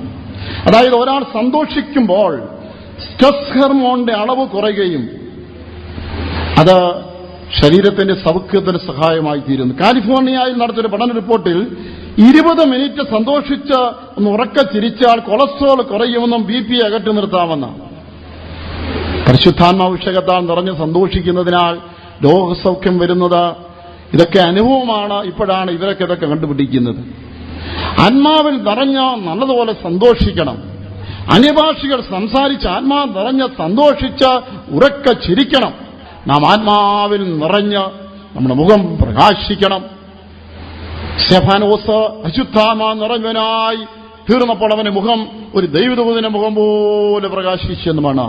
യഥാർത്ഥമായി ശുദ്ധഹൃദയത്തോടുകൂടെ പരിശുദ്ധാത്മ നിറഞ്ഞ് സന്തോഷിക്കുമ്പോൾ നമ്മുടെ ഹൃദയം പിടച്ചു വികസിക്കും, നമ്മുടെ മനസ്സ് ആനന്ദിക്കും, നമ്മുടെ മുഖം പ്രകാശിക്കും. അത് നമ്മുടെ ജീവിതത്തിൽ സൗഖ്യത്തിന് നിദാനമാണ്. അതുപോലെ ഒന്നാണ് അന്യഭാഷയും ഒരു സ്പീച്ച് തെറാപ്പിയാണ്. സംസാര വകയിലുള്ളവർക്ക് സ്പീച്ച് തെറാപ്പി കൊടുക്കും. അന്യഭാഷ പറഞ്ഞാൽ സംസാര വകയിലൊക്കെ മാറും. ഫാസ്റ്റർ MD തോമസിന്റെ സാക്ഷി നിങ്ങൾ കേട്ടിട്ടുണ്ടാവും. അദ്ദേഹം തന്റെ ഭാഷയിൽ താൻ 8 അതിലുള്ള വയസ്സ് വരെ ശരിയായി സംസാരിക്കാൻ കഴിവില്ലാത്ത വ്യക്തിയായിരുന്നു. പേര് എന്താണെന്ന് ചോദിച്ചാൽ തോമസ് എന്ന് പറയുന്നത് തോത്തോ എന്ന് പറഞ്ഞ തോടിന് നീളം വരെ നീട്ടിപ്പറയുമായിരുന്നു പോലും. പക്ഷേ പരിശുദ്ധാത്മാഭിഷേകം പ്രാപിച്ചപ്പോൾ അന്യഭാഷ സംസാരിച്ചു. അന്യഭാഷ സ്പീച്ച് തെറാപ്പിയിലൂടെ ദിക്ക് മാറി. ഇവിടൊക്കെ വന്ന് പ്രസംഗിച്ചിട്ടുണ്ട്. ഇന്ന് നല്ല അറിയപ്പെടുന്ന ഒരു നല്ല പ്രസംഗകനും നല്ല ഒരു വേദ അധ്യാപകനും കൂടെയാണ്. ശ്രദ്ധിക്കുക, ഇത് ഒരാളുടെ അനുഭവമല്ല, എനിക്ക് പരിചയമുള്ള ഒരുപാട് അനുഭവങ്ങൾ. അന്യഭാഷയും ഒരു തെറാപ്പിയാണ്. അത് സംസാര വൈകല്യത്തിനുള്ളതായ സൗഖ്യത്തിനുള്ള ഒരു ചികിത്സാ രീതിയാണെന്ന് വേണമെങ്കിൽ പറയാം. അതുപോലെയാണ് സ്നേഹം. സൗഖ്യദായകത്തിന് ഏറെ ഉപകരിക്കുന്ന ഒന്നാണ് സ്നേഹം. ഈ സ്നേഹത്തിന് വേണ്ടിയാണ് കൂട്ടായ്മ എന്ന് പറയുന്നത്. ഇതിനാണ് സഭകളിൽ വിവിധ തരത്തിലുള്ള പല പേരുകളിൽ പല സമയങ്ങളിൽ യോഗങ്ങൾ വയ്ക്കുന്നത്. പകൽ ഉപവാസ പ്രാർത്ഥനയായി, രാത്രിയിൽ രാത്രി യോഗങ്ങളും ബൈബിൾ ക്ലാസുകളൊക്കെയായി, ഞായറാഴ്ച ആരാധനയും മറ്റ് ഭവന കൂട്ടങ്ങളൊക്കെയായി ഇങ്ങനെ ഉള്ള കൂട്ടായ്മകൾ എന്തിനാണ്? ഈ കൂട്ടായ്മകളിലൂടെ മുഖ്യമായി ഉദ്ദേശിക്കുന്നത് ദൈവജനത്തിന് അന്യോന്യ സ്നേഹം പങ്കിടുക എന്നുള്ളതാണ്. പക്ഷേ നിർഭാഗ്യവശാൽ ഈറ്റിംഗിൽ അവസാനിച്ച് അങ്ങ് വിരിയുന്നു മാത്രം. ഇത് കൂട്ടായ്മയിലൂടെ പ്രധാനമായും സന്തോഷം പങ്കിടണം. നമ്മുടെ ഉള്ളിൽ സ്നേഹമുണ്ടാകുകയും ആ സ്നേഹ സന്തോഷത്തെ മറ്റുള്ളവരുടെ പങ്കുവയ്ക്കുകയും ചെയ്യുകയാണ്. ഒയാസിസ് ഓഫ് ഹോപ്പ് എന്നൊരു കേന്ദ്രത്തിൽ 19 വയസ്സുള്ളതായ ഒരു യൗവനക്കാരത്തിക്ക് ക്യാൻസർ പിടിപെട്ടു. 6 മാസത്തെ ആയുസ്സാണ് ഡോക്ടർമാര് അത് വിധിച്ചത്. ആ പ്രത്യേകമായ അവസ്ഥയിൽ ആ ആശുപത്രി അധികൃതർ നിർലോഭമായ സ്നേഹങ്ങൾക്ക് കൊടുത്തു. തൽഫലമായി ക്യാൻസർ സൗഖ്യമായി എന്നാണ് അത് രേഖപ്പെടുത്തിയിരിക്കുന്നത്. ഡൽഹിയിലെ ദൂരദർശൻ ന്യൂസ് റീഡർ ആയ അനുരാധ എന്ന പേരുള്ള ഒരു വനിത, അവളുടെ കുടുംബത്തിൽ തന്നെ ഈ ക്യാൻസർ ഒരു തുടർക്കഥയാണ്. തന്റെ കുടുംബത്തിൽ ക്യാൻസർ വന്ന 4 പേര് തന്നെ മരിച്ചിട്ടുണ്ട്. ഇവരും ഒരു നല്ല ജോലിയിലായി ഇവർക്കും ക്യാൻസർ പിടിച്ചു. എന്നാൽ ഈ ക്യാൻസർ പിടിച്ചപ്പോൾ അങ്ങനെ വിട്ടുകളയാൻ തയ്യാറായില്ല. അവളുടെ കുടുംബത്തിൽ നിന്ന്, ഭർത്താവിൽ നിന്നും മക്കളിൽ നിന്നും നിർലോഭമായ സ്നേഹം ലഭിച്ചു. ആ സ്നേഹം ആ ക്യാൻസർ സൗഖ്യമാകാൻ സഹായമായി. അത് ദൂരദർശൻ ന്യൂസ് റീഡർ ജോലിയിലേക്ക് തിരികെ പ്രവേശിക്കുന്നതിനിടയായി എന്നാണ്. അതേ, സ്നേഹം ഒരു തെറാപ്പിയാണ്, ചികിത്സാ രീതിയാണ്. ദൈവവചന പെന്തക്കോസ്തുകാരുടെ സൗഖ്യത്തിന്റെ ഒരു മുഖ്യ ഘടകമാണ് ഈ സ്നേഹം. ഒരാൾ രോഗിയായി കിടക്കുമ്പോൾ നാം അവർക്ക് പരമാവധി സ്നേഹത്തെ കൊടുക്കുക. രോഗി ആയി കിടക്കും മുൻപ് തന്നെ നമ്മുടെ കൂട്ടായ്മ ബന്ധത്തിലൂടെ അന്യോന്യം സ്നേഹത്തെ നാം പങ്കുവയ്ക്കുക. ഇത് നമ്മുടെ സൗഖ്യത്തിന് സഹായകമായ വിഷയമാണ്. ശുശ്രൂഷകരിൽ നിന്ന് ലഭിക്കുന്നതായ സ്നേഹം, സഹപ്രവർത്തനം ലഭിക്കുന്നതായ സ്നേഹം, സഹവിശ്വാസം ലഭിക്കുന്നതായ സ്നേഹം, കുടുംബാംഗങ്ങൾ ലഭിക്കുന്നതായ സ്നേഹം, ഇത് ഒരു സൗഖ്യദായക ശക്തിയാണ്. അഥവാ ഇത് ഒരു ഡിവൈൻ ട്രീറ്റ്മെന്റ് എന്ന് പറയാം. സ്തോത്രം. വീണ്ടും എന്റെ വാക്കുകളിലേക്ക് കടന്നു വരുന്നു. ദൈവിക രോഗശാന്തി എന്ന് വെച്ചാൽ മരുന്നുപയോഗിക്കുന്നില്ലെന്നും ചികിത്സിക്കുന്നില്ലെന്നും പറഞ്ഞ് ഇരിക്കുന്നതല്ല. തലസ്ഥാനത്ത് ദൈവം ഉദ്ദേശിച്ചിരിക്കുന്ന ആത്മീയമായ ചില ചികിത്സാ രീതികളുണ്ട്. ഇപ്പോൾ ഈ പറഞ്ഞതുപോലെ ഇതൊക്കെയും നമ്മുടെ സൗഖ്യത്തിന് സഹായകമായി വർത്തിക്കുന്നു. ദൈവത്തിന് ശക്തിയാണ് സൗഖ്യമാക്കുന്നത് എന്ന് വരികിലും ദൈവശക്തി ഒരുവനെ സൗഖ്യമാക്കുവാൻ തക്കവണ്ണം, ആ ദൈവശക്തി അവനിലേക്ക് വ്യാപരിപ്പാൻ തക്കവണ്ണം, അവനെ അത്ഭുതം ദൈവം പ്രവർത്തിപ്പാൻ ഇടയാകത്തക്കവണ്ണം അവനെ സജ്ജനാക്കുന്നത് ഇത്തരത്തിലുള്ള ആരാധനയുടെ വിവിധ ഭാഗങ്ങളാണ്. ദൈവത്തിന് സ്തോത്രം. ചിലരുടെ ചോദ്യം, എല്ലാ രോഗവും സൗഖ്യമാകുമോ? പ്രാർത്ഥനയാൽ തീർച്ചയായും അങ്ങനെ തന്നെ. 103-ാം സങ്കീർത്തനം 3-ാം വാക്യത്തിൽ അവൻ നിന്റെ അകൃത്യം ഒക്കെയും മോചിക്കുന്നു, നിന്റെ സകല രോഗങ്ങളെയും സൗഖ്യമാക്കുന്നു എന്നാണ്. പ്രാർത്ഥനയാലും വിശ്വാസത്താലും സൗഖ്യം വരാത്ത ഒരു രോഗവും ഈ ഭൂമിയിൽ ഉണ്ടായിട്ടില്ല. വീണ്ടും പറയുന്നു, ഈ ലോകത്തിൽ മനുഷ്യനിൽ ഉണ്ടായിട്ടുള്ള പ്രകടമായിട്ടുള്ളതായ എല്ലാവിധ രോഗങ്ങളും പ്രാർത്ഥനയാൽ സൗഖ്യമായിട്ടുണ്ട്. Chronic asthma, psoriasis, brain tumour, TB, cancer, എന്തിനാ എയ്ഡ്സ് പോലും പ്രാർത്ഥനയാൽ സൗഖ്യമായിക്കൊണ്ടേയിരിക്കുകയാണ്. പ്രാർത്ഥനയാണത്. രോഗശാന്തിയുടെ അനുഭവങ്ങൾ പറഞ്ഞാൽ എത്രയോ പറഞ്ഞാലും തീരുകയില്ല. അടുത്ത കാലത്ത് പാളയംകോട്ടയിൽ നിന്ന് ഒരു സാക്ഷി ഞാൻ ശ്രദ്ധിക്കാനിടയായി. ഒരു മേസ്തിരി പണി ചെയ്യുന്ന ഒരു വിശ്വാസിയായ സഹോദരൻ താൻ കിണറ്റിനകത്ത് തട്ടിട്ട് ജോലി ചെയ്തുകൊണ്ടിരിക്കുമ്പോൾ തട്ട് തകർന്ന 30 അടി താഴ്ചയിൽ കിണറ്റിലേക്ക് വീണു. നട്ടെല്ല് പൊട്ടിപ്പോയി. കയറുകെട്ടി തന്നെ വലിച്ചു കയറ്റുകയായിരുന്നു. നട്ടെല്ല് പൊട്ടി കിടക്കയിൽ ഒരേ കിടപ്പ്, അനങ്ങാൻ കഴിയാതെ. അങ്ങനെ താൻ കിടന്ന് സൗഖ്യത്തിനായി പ്രാർത്ഥിച്ചുകൊണ്ടിരിക്കുമ്പോൾ പെട്ടെന്ന് ഒരു കാഴ്ച, ഒരു തേജോരൂപിയായ വ്യക്തി മുറിയിലേക്ക് കടന്നു വരുന്നു. നോക്കിയപ്പോൾ അത് യേശുവാണ്. ആ യേശു വന്നിട്ട് തന്റെ പുറത്തിങ്ങനെ തലോടിയ സമയത്ത് സ്റ്റിച്ചിടുന്നത് പോലെ ഒരു തോന്നൽ തനിക്കുണ്ടായി. പെട്ടെന്ന് സൗഖ്യം. ചാടി എഴുന്നേറ്റു. ആശ്ചര്യമായി. തക്ഷണം സൗഖ്യമായി. ഹോസ്പിറ്റൽ ജോലിയുള്ള ഒരു വിശ്വാസിയുടെ സാക്ഷ്യം ഞാൻ കേൾക്കാനിടയായി. ഈ കട്ടപ്പനയിൽ വെച്ച് ഹോസ്പിറ്റൽ ജോലിക്കാരിയായിരിക്കുമ്പോൾ അവർക്ക് മാരകം എന്ന് പറഞ്ഞാൽ മരണകരമായ ഒരു രോഗം ബാധിച്ചു. അതിൽ ലോകത്തിൽ മരിച്ചു പോകുന്ന നിലയിൽ എത്തിച്ചേർന്നപ്പോൾ പല ആളുകളും പറഞ്ഞു, നിങ്ങൾ ഹോസ്പിറ്റൽ ജോലി ചെയ്യുന്നൊരു വ്യക്തിയല്ലേ, നിങ്ങൾക്ക് ആവശ്യമായ ആ ചികിത്സയിലൂടെ അല്ലെങ്കിൽ ഒരു ഓപ്പറേഷന് വിധേയമായിക്കൊണ്ട് സൗഖ്യം പ്രാപിക്കാൻ കഴിയുമല്ലോ എന്ന്. എന്നാൽ അവര് അതിന് തയ്യാറാകാതെ സർവശക്തനായ ദൈവത്തോട് പ്രാർത്ഥിക്കുവാനാണ് തുടങ്ങി. വിശ്വസിക്കുവാനും അതേ ആ ദൈവത്തെ ആശ്രയിക്കുവാനാണ് തുടങ്ങി. അങ്ങനെ ഇരിക്കുമ്പോൾ അവരും ഒരു നാളിൽ ഒരു ദർശനം കണ്ടു. ആ ദർശനത്തിൽ ഒരു വെള്ളവസ്ത്രധാരിയായ ഒരു ഡോക്ടർ മുന്നിലേക്ക് കടന്നു വരുന്നു. ഡോക്ടറെയാണ് കാണുന്നത്. ആ ഡോക്ടർ വന്നിട്ട് വരുമ്പോൾ ഒരു കയ്യിൽ ഒരു ട്രേയും ഉണ്ടായിരുന്നു. എന്നാൽ സിസറും ഒരു ഓപ്പറേഷൻ നടത്തുന്നതിനും അതിന്റെ മുറിവുകൾ തുന്നിക്കെട്ടുന്നതിനുള്ള എല്ലാ സാധന സാമഗ്രികളും അടങ്ങിയ ഒരു ട്രേ ആയിട്ടാണ് കണ്ടത്. വരികയും ഇവർക്ക് ഒരു ഓപ്പറേഷൻ നടത്തുന്നതായിട്ട് കാണാനിടയായി തീർന്നു. ആ കണ്ട് രാവിലെ ഉണർന്നതായ വേളയിൽ പരിപൂർണമായ സൗഖ്യമുണ്ടായി. ബാംഗ്ലൂരിൽ ഒരു സാക്ഷി ഞാൻ കേട്ടു. ഒരു സഹോദരൻ തനിക്ക് ത്വക്ക് രോഗം വന്ന് ശരീരം മുഴുവനും ബാധിച്ചു. ശരീരത്തിൽ ഈ സോറിയാസിസ് ആയിരിക്കാം, ഈ ത്വക്ക് രോഗമില്ലാത്ത സ്ഥലങ്ങളൊന്നുമില്ല. തന്റെ തലയിലെല്ലാം വന്ന തലമുടി മുഴുവൻ കൊഴിഞ്ഞുപോയി, തല മൊട്ടയായി. ചെവിയുടെ പുറത്തും ചെവിക്കകത്തും വന്ന് അവിടെല്ലാം അടഞ്ഞ് ചെവിയുടെ കേൾവി കുറഞ്ഞു. കണ്ണിന് ചുറ്റും ഇതെല്ലാം വന്ന് പൊറ്റ പിടിച്ച് കണ്ണിന്റെ കാഴ്ചയ്ക്കും കുറവ് വന്നു. തന്റെ മൂക്കിന് ചുറ്റും മൂക്കിൽ അകത്തും കൂടെ വന്ന് അവസാനം ശ്വാസോച്ഛ്വാസം എടുക്കാൻ കഴിയാതെ ശ്വാസം അനുഭവപ്പെട്ടു. അത്രയും കൂടെ ആയപ്പോൾ താൻ ദൈവത്തോട് ഇങ്ങനെ ചോദിച്ചു, ദൈവമേ, നീ എന്തിന് എന്നെ സൃഷ്ടിച്ചു? ഈ തരത്തിൽ ഒരവസരത്തിൽ ഞാൻ കടന്നു പോകുന്നു, ഞാൻ നിനക്ക് വേണ്ടി കാത്തിരിക്കുന്നു, ഇതുവരെയും സൗഖ്യമാകുന്നില്ലല്ലോ, നീ എന്തിന് എന്നെ ഇങ്ങനെ സൃഷ്ടിച്ചു എന്ന് ചോദിച്ചതും ഈ പറഞ്ഞതുപോലെ താൻ അങ്ങനെ പറഞ്ഞുകൊണ്ടിരിക്കുമ്പോൾ ഒരു കാഴ്ച കാണുകയാണ്. തന്റെ മുറിയിൽ ഒരു വലിയ വെളിച്ചം. ആ വെളിച്ചത്തിൽ ഒരു ശുഭ്രവസ്ത്രധാരിയായ വ്യക്തി കടന്നു വരുന്നത് കണ്ടു. ഉടനെ തന്റെ ശരീരത്തിന് പരിപൂർണമായി സൗഖ്യമുണ്ടായി. അതുകൊണ്ടാണ് നാം ഇങ്ങനെ വായിക്കുന്നത്, യഹോവയെ ഭയപ്പെടുന്ന നിങ്ങൾക്കോ നീതിസൂര്യൻ തന്റെ ചെറിയൻ കീഴിൽ രോഗശാന്തിയോടുകൂടി ഉദിക്കും.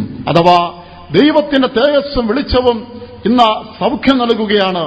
ഇന്നും വെളിച്ചം, അത് വെളിച്ചം കൊണ്ട്, ലേസർ ട്രീറ്റ്മെന്റ് കൊണ്ട് ഇന്ന് രോഗസൗഖ്യം ഡോക്ടർമാർ വരുത്തുന്നതായിട്ട് കാണുന്നുണ്ട്. അതേ, ദൈവമക്കളുടെ മേൽ ക്രിസ്തുവിന്റെ വെളിച്ചം, അവന്റെ തേജസ് തട്ടുമ്പോൾ രോഗത്തിന് സൗഖ്യം വരികയാണ്. അടുത്ത കാലത്ത് നമ്മുടെ പാസ്റ്റർ സജി ഉമ്മന്നൂര് തന്റെ മുറിവ്, അതിന്റെ ഗുരുതരാവസ്ഥയും സൗഖ്യമായി സാക്ഷ്യം കേൾപ്പാൻ ഇടയായി തീർന്നല്ലോ. അനേക വിശ്വാസികളെ, ശുശ്രൂഷകരെയും ദൈവം നാനാവിധ രോഗങ്ങൾ സൗഖ്യം കൊടുക്കുകയാണ്. തിരുവനന്തപുരത്ത് അത് ചെല്ലപ്പൻ എന്നുള്ള ഒരു പാസ്റ്റർ തന്റെ കണ്ണിന്റെ കാഴ്ച മുഴുവനും പോയി. താൻ പരസഹായത്തോടെ മാത്രമാണ് നടന്നുകൊണ്ടിരുന്നത്. കർത്താവ് തനിക്ക് പരിപൂർണമായി സൗഖ്യം കൊടുത്തു. ഇപ്പോൾ വേദപുസ്തകം വായിക്കും. ഒരു സത്യദാസ് എന്ന പേരുള്ള ഒരു ദൈവദാസൻ ഇവിടെയുണ്ട്. തന്റെയും കാഴ്ച പോയി. താനും തപ്പിത്തടഞ്ഞ് നടക്കുന്നത് ഞാനും കണ്ടതാണ്. ഒരാളുടെ കൈ പിടിക്കാതെ തനിക്ക് സഞ്ചരിക്കാൻ കഴിയുമായിരുന്നില്ല. അങ്ങനെ ഇരിക്കുമ്പോൾ ഒരു ദിവസം താൻ തന്റെ ഒരു കണ്ണിന് ചുറ്റും നീര് വന്ന് പഴുത്തു. ആ പഴുത്ത വേളയിൽ തനിക്കൊരു വിഷമം ഉണ്ടായി. കണ്ണിന് കാഴ്ചയുമില്ല, അത് നീരും വേദനയായി. ഇനി അതെന്തായിരിക്കും വരാൻ പോകുന്നത്? വല്ലവും വന്ന് പഴുത്തു പൊട്ടുകയാണോ? ഇതിലും കഷ്ടമായി തീരുമോ? ഏതായിരുന്നാലും നീര് വന്ന പഴുത്ത ദിവസങ്ങൾ കഴിച്ചുകൂട്ടി. കുറെ കഴിഞ്ഞപ്പോൾ അതെല്ലാം പറ്റി. അത്ഭുതം എന്ന് പറയട്ടെ, ഇപ്പോൾ കണ്ണിന് കാഴ്ചയുണ്ട്. അങ്ങനെ ഇരിക്കുമ്പോൾ അടുത്ത കണ്ണിനും ഇതുപോലൊരു നീരും വേദനയും കൊണ്ട് വന്നു. അതും പഴുത്തു. അത് സൗഖ്യമായിരിക്കുമ്പോൾ കണ്ണിന്റെ കാഴ്ച തിരികെ കിട്ടി. രണ്ടിനും കാഴ്ച തിരികെ കിട്ടി. ഇന്ന് അദ്ദേഹം വേദപുസ്തകം വായിക്കുകയും ശുശ്രൂഷിക്കുകയും ചെയ്യുന്നു. വിശ്വാസികളെയും ശുശ്രൂഷകരെയും ദൈവം ഇന്നും സൗഖ്യമാക്കിക്കൊണ്ടിരിക്കുകയാണ്. അതേ, ആരാധിക്കുകയും ദൈവിക രോഗശാന്തിയിൽ വിശ്വസിക്കുകയും അതേ ദൈവം വെച്ചിരിക്കുന്ന ആത്മീയമായ മാർഗം അനുഭവിപ്പിക്കുകയും ചെയ്യുന്നവര് ഇന്നും അതെ അവര് ലജ്ജിക്കേണ്ടി വരുന്നില്ല. ദൈവം അവരെ മാനിച്ചുകൊണ്ടിരിക്കുകയാണ്. ദൈവത്തിന് മഹത്വം കൊടുത്ത ഒരു ഹല്ലേലൂയ പറയാം. ആമേൻ. പലരുടെയും സംശയം, പാസ്റ്റർ, എല്ലാവർക്കും സൗഖ്യം വരുന്നില്ലല്ലോ. സൗഖ്യമായ കേസുകളിലെ ഒന്നിനു പുറകായി ഒന്നായി പറഞ്ഞത് ദൈവിക രോഗശാന്തി ലഭിക്കും, ഇപ്പോൾ കിട്ടുമെന്ന ദിവസങ്ങളും ആഴ്ചകളും വർഷങ്ങളും കാത്തിരുന്നിട്ട് ഒടുവിൽ മരിച്ചു പോകുന്ന ചരിത്രം എത്രയുണ്ട്. അതെന്താണ് ദൈവിക രോഗശാന്തിക്കായി നിലനിൽക്കുന്നവരിങ്ങനെ മരിക്കുന്നത്? സ്തോത്രം. എബ്രായർ 9:27 നാം ഇങ്ങനെ വായിക്കുന്നു, ഒരിക്കൽ മരണം ദൈവമനുഷ്യനെ നിയമിച്ചിരിക്കുകയാണ്. ഏത് പ്രായത്തിലെങ്കിലും മരണം മനുഷ്യനെ നിയമിച്ചിരിക്കുന്ന ഒരു വസ്തുതയാണ്. എന്നാൽ ഒരു നാളിൽ മരിക്കും. പക്ഷേ മരണം മാറ്റും എന്നല്ല അവിടെ വാഗ്ദത്തം. പിന്നെയോ നമ്മൾ വെളിപ്പാട് പുസ്തകം 2-ാം അധ്യായം 11-ാം വാക്യത്തിൽ വായിക്കുന്നത്, രണ്ടാം മരണത്താൽ അവന് ദോഷം വരികയില്ല ജയിക്കുന്നവന്. ഒന്നാം മരണത്തെ മാറ്റാമെന്നുള്ള വാഗ്ദത്തമല്ല, അതിന് മനുഷ്യനായി ജനിക്കുന്നവരുടെ വിധേയപ്പെട്ടേ കഴിയുകയുള്ളൂ. എന്നാൽ ദൈവത്തിനായി കാത്തിരിക്കുന്ന അവൻ വചനത്തെ അനുസരിക്കുന്ന വ്യക്തിക്ക് രണ്ടാം മരണത്താൽ ദോഷമില്ല. എന്താണ് രണ്ടാം മരണം? നിത്യത്തീപ്പൊയ്ക. അതുപോലെ വെളിപ്പാട് 2:10 ഇങ്ങനെ വായിക്കുന്നു, മരണപര്യന്ത വിശ്വസ്തനായിരിക്കുക, എന്നാൽ ജീവകിരീടം ഞാൻ നിനക്ക് തരും. അപ്പൊ അതിന്റെ അർത്ഥം എന്താ? നീ വിശ്വസ്തനായിരിക്കണം. നീ എവിടെ വരെ വിശ്വസ്തനായിരിക്കണം? മരിക്കുന്നത് വരെ വിശ്വസ്തനായിരിക്കണം. അങ്ങനെ ഉള്ളതായ ഒരു വാഗ്ദത്തം ലഭിച്ചാൽ നമ്മൾ മരണം നമുക്ക് നേരിടാതെ മരണം സംഭവിച്ചാൽ വിശ്വസ്തനാണെന്ന് എങ്ങനെ തെളിയിക്കാൻ കഴിയും? മരണം സംഭവിച്ചിട്ടും സത്യത്തെ വിശ്വാസം മുറുകെ പിടിക്കുമ്പോഴാണ് മരണം വരെയും വിശ്വസ്തനാണെന്നും ജീവരുടെ യോഗ്യനാണെന്നും തെളിയിക്കപ്പെടുന്നത്. ആ വാഗ്ദത്തം നിറവേറുന്നത്. മത്തായി വിശേഷം 24:13 യേശു പറഞ്ഞു, അന്ത്യകാല ലക്ഷണങ്ങളെ പറഞ്ഞു വന്നിട്ട് ദൈവജനത്തിന് ഉണ്ടാകുന്നതായ പ്രതികൂലങ്ങളെയും ഉപദ്രവങ്ങളെയും പരാമർശിച്ചിട്ട് ഇങ്ങനെ പറയുന്നു, അവസാനത്തോളം സഹിച്ചു നിൽക്കുന്നവൻ രക്ഷിക്കപ്പെടും. ഈ ഉപദ്രവങ്ങളെല്ലാം ഉണ്ടാകുമ്പോൾ വിടുതലെന്നല്ല, അവസാനം വരെയും സഹിച്ചാൽ അവൻ രക്ഷിക്കപ്പെടും. അതിനർത്ഥം ഒരവസാനമുണ്ട്. പക്ഷെ അവസാനം വരുന്നത് വരെയും നീ സഹിക്കണം എന്നുള്ള വാഗ്ദത്തമാണ്, ഒരു നിർദ്ദേശമാണ് കൊടുക്കുന്നത്. വെളിപ്പാട് പുസ്തകം 12-ാം അധ്യായം 11-ാം വാക്യത്തിൽ നമ്മൾ ആ 12-ാം അധ്യായത്തിൽ കാണുന്നത് ദൈവത്തിന് സഭയെ പ്രതിനിധീകരിക്കുന്ന ഒരു സ്ത്രീയും ആ സഭയ്ക്കുള്ളിൽ നിന്ന് കർത്താവിന്റെ വരവിങ്ങൾ എടുക്കപ്പെടുന്ന ജയാളികളായ ഒരു കൂട്ടം വിശുദ്ധന്മാർക്ക് നിഴലായി ഒരു ആൺകുട്ടിയെയും, അതിനെക്കുറിച്ച് അവിടെ പറയുമ്പോൾ 11-ാം വാക്യത്തിൽ ആ ആൺകുട്ടി സുവാസം എടുക്കപ്പെടുന്നതിന് തടസ്സമായി നിന്നതായ ആ തീർന്നുള്ള മഹാസർപ്പമായ പിശാചിനെ ജയിച്ച് ജയാളിയായി സുവാസത്തിലേക്ക് പോയി. എങ്ങനെയാണ് ജയിച്ചത്? അവിടെ ഇങ്ങനെ വായിക്കുന്നു, മരണപര്യന്തം ഒരു പ്രാണനെ സ്നേഹിച്ചില്ല, അങ്ങനെയാണ് ജയിച്ചത്. അതേ, മരണപര്യന്തം പ്രാണനെ സ്നേഹിക്കാതെ ഒരു വിശ്വാസി എന്റെ പ്രാണനെ സ്നേഹിക്കാതെ ഞാൻ മരിച്ചാലും എന്റെ പ്രാണനെ അതേ ആ ദൈവത്തിനായി സമർപ്പിച്ചിരിക്കുന്നുള്ള സമർപ്പണത്തിലൂടെ പിശാചിനുമേൽ ജയം കൊള്ളുകയാണ്. അങ്ങനെ തീരുമാനമുള്ള ഒരാളെ തോൽപ്പിക്കുവാൻ പിശാചിന് സാധ്യമല്ല. ഫിലിപ്പിയ ലേഖനം 1:22 എന്തിന് ജീവിച്ചിരിക്കണം, എന്തുകൊണ്ട് ജീവിച്ചിരിക്കുന്നു? പൗലോസ് പറയുകയാണ്, ഞാൻ ജീവിച്ചിരിക്കുന്നതിനാൽ വേലയ്ക്ക് ഫലം വരുമെങ്കിൽ എന്നാണ്. ഒരു ദൈവവേദന ജീവിച്ചിരിക്കുവാൻ ദൈവം അവസരം കൊടുക്കുന്നതിന്റെ ലക്ഷ്യം വേലയ്ക്ക് ഫലം വരണമെന്നുള്ളതാണ്. അപ്പോൾ ഒരുവൻ ജീവിച്ചിരുന്നാൽ ദൈവയോഗശാന്തിക്ക് വേണ്ടി നിലനിൽക്കുകയും കാത്തിരിക്കുകയും അവൻ മരിക്കാതെ ജീവിച്ചിരുന്നാൽ വേലയ്ക്ക് ഫലം വരുമോ എന്നുള്ളത് ദൈവം മാത്രം അറിയുന്നു. അല്ല, ജീവിച്ചിരുന്നിട്ട് ഒരു ഫലം ഇനി വേണ്ടത്ര ഫലമായിക്കഴിഞ്ഞു, ഇനി പ്രത്യേകിച്ച് ഒരു ഫലം ഇല്ല എന്നാണ് വരുന്ന വരികിൽ, അല്ലെങ്കിൽ അവന് ഈ വേല തീർന്നു എന്നാണെന്ന് വരികിൽ അവന് അതേ മരണത്തിലൂടെ ഈ ശരീരമാകുന്ന തിരിശ്ശേരിയിൽ നിന്ന് ഒരു വേർപാട് ദൈവം അനുവദിക്കുകയാണ്. 25-ാം വാക്യത്തിൽ ജീവിച്ചിരിക്കുന്നതിന്റെ മറ്റൊരു ഉദ്ദേശ്യം പറയുന്നുണ്ട്.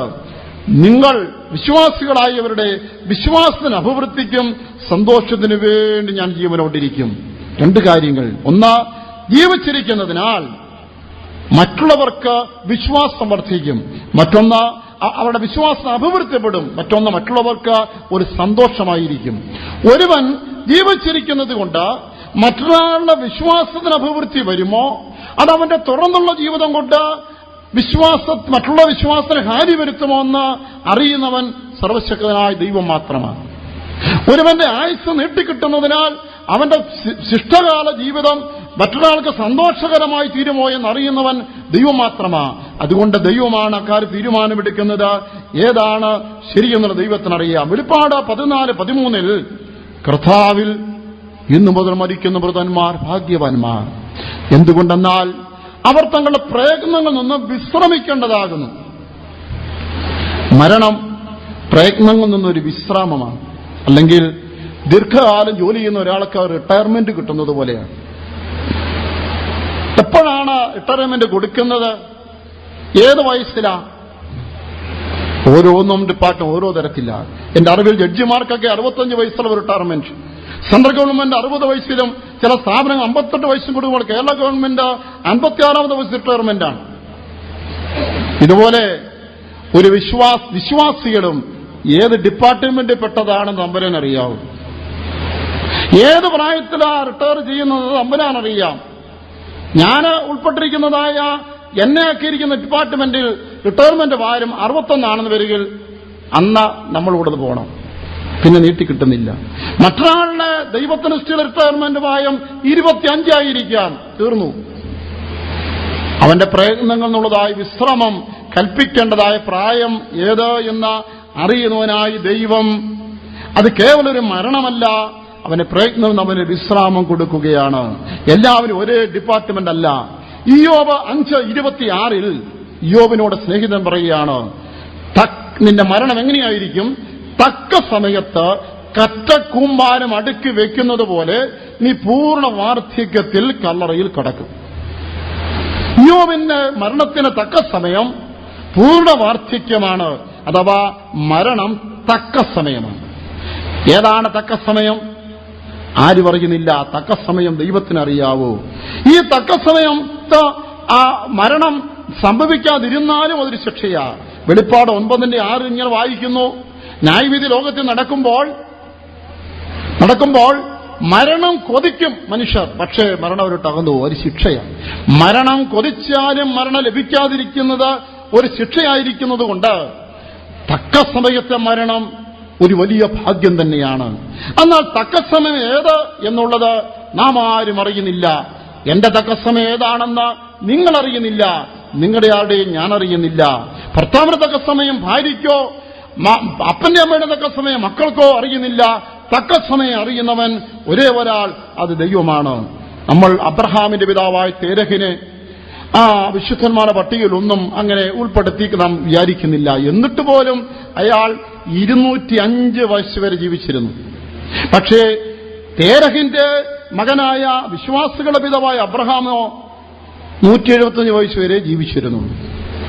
അപ്പോഴേ തക്കസമയമായ ദൈവത്തിന് തോന്നി. എന്നാൽ അബ്രഹാമിന്റെ മകനായ ഇസ്ഹാക്കിന് ഒരു 5 വയസ്സുകൂടെ മുമ്പോട്ട് കൊടുത്ത് 180 തക്കസമയം ദൈവം കണ്ടത്. എന്നാൽ ഇസ്ഹാക്കിന് മകനായ യാക്കോബിന് വീണ്ടും കുറച്ചു, 147 തക്കസമയം എന്ന് കണ്ടു. അവൻ മരിച്ച് തന്റെ പിതാക്കന്മാരോട് ചേർന്നു. യോസേപ്പ് ഇവരൊന്നും ഒട്ടും കുറയാത്തതായ ഒരു ശ്രേഷ്ഠ വിശുദ്ധനായിട്ട് പോലും കേവലം 110 വയസ്സിലവൻ മരിച്ചു. തക്കസമയം ദൈവത്തിനറിയാം. ദൈവവിരോശാന്തിക്കായി നിലനിൽക്കുന്നവർ എന്തുകൊണ്ട് മരിക്കുന്നു?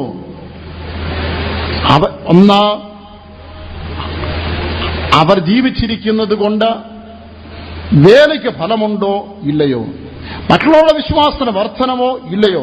മറ്റുള്ളവർ സന്തോഷമായിരിക്കുമോ ദുഃഖമായിരിക്കുമോ? ഇത് അറിയുന്നവൻ ദൈവം മാത്രമാണ്. അവിടെ പ്രയോജനങ്ങളിൽ നിന്ന് അവർക്ക് വിശ്രാമത്തിന് സമയം ആയോ ഇല്ലയോ എന്ന് അറിയുന്നവനാണ് അവരെക്കുറിച്ച് തീരുമാനമെടുക്കുന്നത്. ആയതുപോലെ അവരുടെ ജീവിതത്തിന് കടന്നു പോകേണ്ട തക്ക സമയം അറിയുന്നവനായ ദൈവമാണ് അതിന് തീരുമാനമെടുക്കുന്നത്. നമ്മൾ പുതിയ നിയമത്തിലേക്ക് വരുമ്പോഴും പത്രോസ്, പൗലോസ്, യോഹന്നാൻ എന്നീ അപ്പോസ്തലന്മാരൊക്കെ നല്ല വാർദ്ധക്യത്തിലാണ് അവർ കടന്നുപോയത്. അഥവാ ആ യോഹന്നാനൊക്കെ 95 വയസ്സിലധികം ജീവിച്ചിരുന്നു. അതാ നല്ല വാർദ്ധക്യത്തിലാണ് അവരുടെ തക്കസമയമായി ദൈവം കണ്ടത്. അതുവരെ ഇവിടെ ആയുസ്സിനെ ദീർഘിപ്പിച്ചു കൊടുത്തു. എന്നാൽ മറുഭാഗത്ത് യോഹന്നാന്റെ സഹോദരനായ യാക്കോബ് എന്ന അപ്പോസ്തലനോ സ്തേഫാനോസോ തിമോഥെയോസോ ഇവരൊക്കെ നല്ല യൗവനത്തിൽ തന്നെ കടന്നുപോയി. മറ്റ് അപ്പോസ്തലന്മാർക്ക് വാർദ്ധക്യമാണ് തക്കസമയം എന്ന് കണ്ടെന്ന് വരികിൽ ഈ അപ്പോസ്തലന്മാർക്ക് യൗവനമാണ് തക്കസമയമായി ദൈവം കണ്ടത്. ഇത് ദൈവം തീരുമാനിക്കുന്നു. യേശു ക്രിസ്തുവിന്റെ കാര്യമെടുക്കാം. റോമാലേഖനം 5:6 വായിക്കുമ്പോൾ ക്രിസ്തുവിന്റെ മരണം തക്ക സമയത്തായിരുന്നു. തക്ക സമയത്ത് ക്രിസ്തുവേശു അഭക്തർക്ക് വേണ്ടി മരിച്ചു. യേശുവിന്റെ തക്ക സമയം എന്തായിരുന്നു? ആർക്ക് പറയാം? എത്ര വയസ്സാ? 63 കേവലം 33. അപ്പോൾ ക്രിസ്തുവിന്റെ തക്ക സമയം 33 പിതാവായ ദൈവം കണ്ട ആ സമയം അവൻ പ്രാണനെ നമുക്ക് വേണ്ടി തന്ന് അവൻ മരണത്തെ ജയിച്ചു ഉയർത്തെഴുന്നേറ്റ് പിതാവിന്റെ വലതുഭാഗത്തേക്ക് പോയി. ശ്രദ്ധിക്കുക, ദൈവവിരോശാന്തിക്ക് വേണ്ടി നിൽക്കുന്നവർ എന്തുകൊണ്ട് മരിക്കുന്നു എന്ന് ചോദിച്ചാൽ അതിന് ഉത്തരം ഒരു ഭാഗം വരെ വിശദീകരണത്തിന് സമയം ലഭിക്കാതിയാൽ പറഞ്ഞു പോകുകയാണ്. ചിലർ പറയാറുണ്ട്, അയ്യോ എത്ര നാളുകൊണ്ട് രോഗശാന്തിക്കായി കാത്തിരുന്നു, ആരെല്ലാം പ്രാർത്ഥിച്ചു, വിശ്വാസത്തെ മുറുകെ തന്നെ പിടിച്ചിരുന്നു. ആ സഹോദരന്റെ വിശ്വാസത്തെ ദൈവം മാനിച്ചില്ലല്ലോ.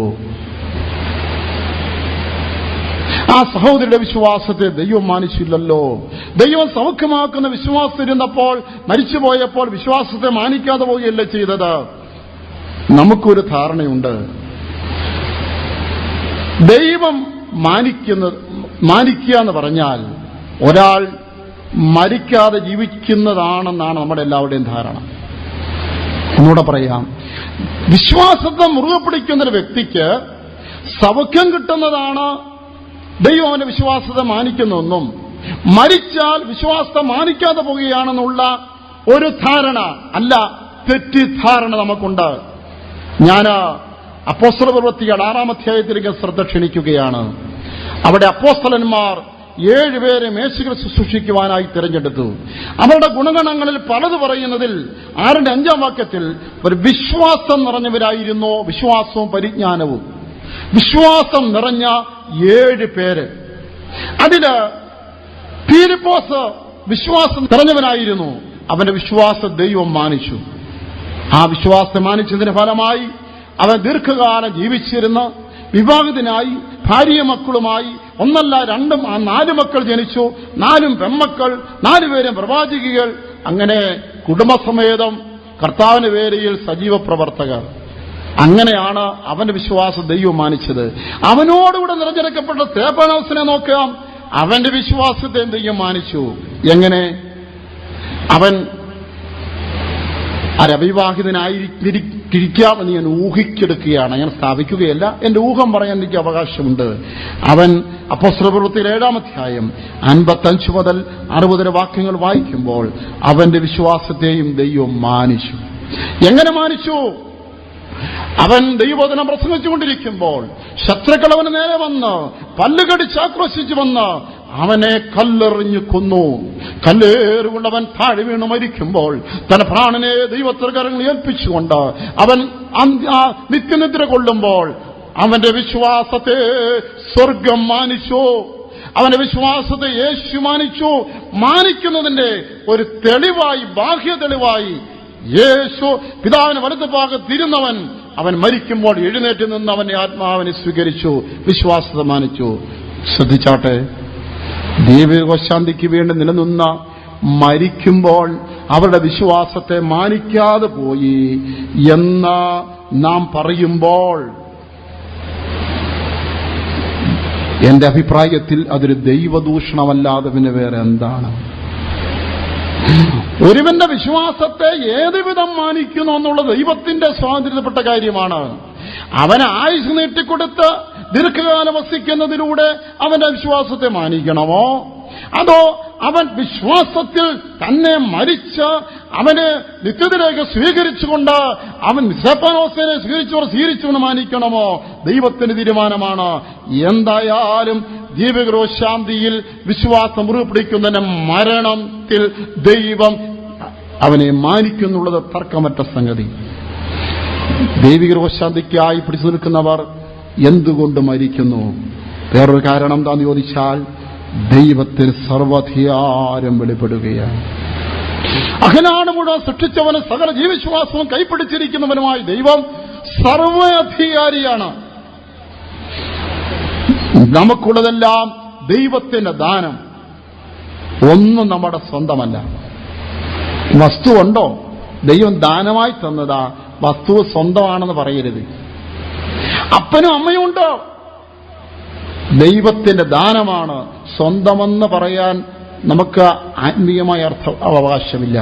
മക്കൾ ജനിച്ചോ? എന്റെ മകൻ, എന്റെ മകൾ, നാട്ടുകാർക്കൊക്കെ പറയാം. ദൈവം കേൾക്കെ പറയരുത്. ദൈവം പറയും അത് എന്റെ മക്കളാണെന്ന് പറയും. എന്റെ അപ്പൻ, എന്റെ അമ്മ പറഞ്ഞോ ദൈവം തന്ന ദാനമാ. പക്ഷേ ദൈവം കേൾക്ക് പറയരുത്. ദൈവം പറയും നിന്റെ അപ്പനും നിന്റെ അമ്മയും എന്റേതാ.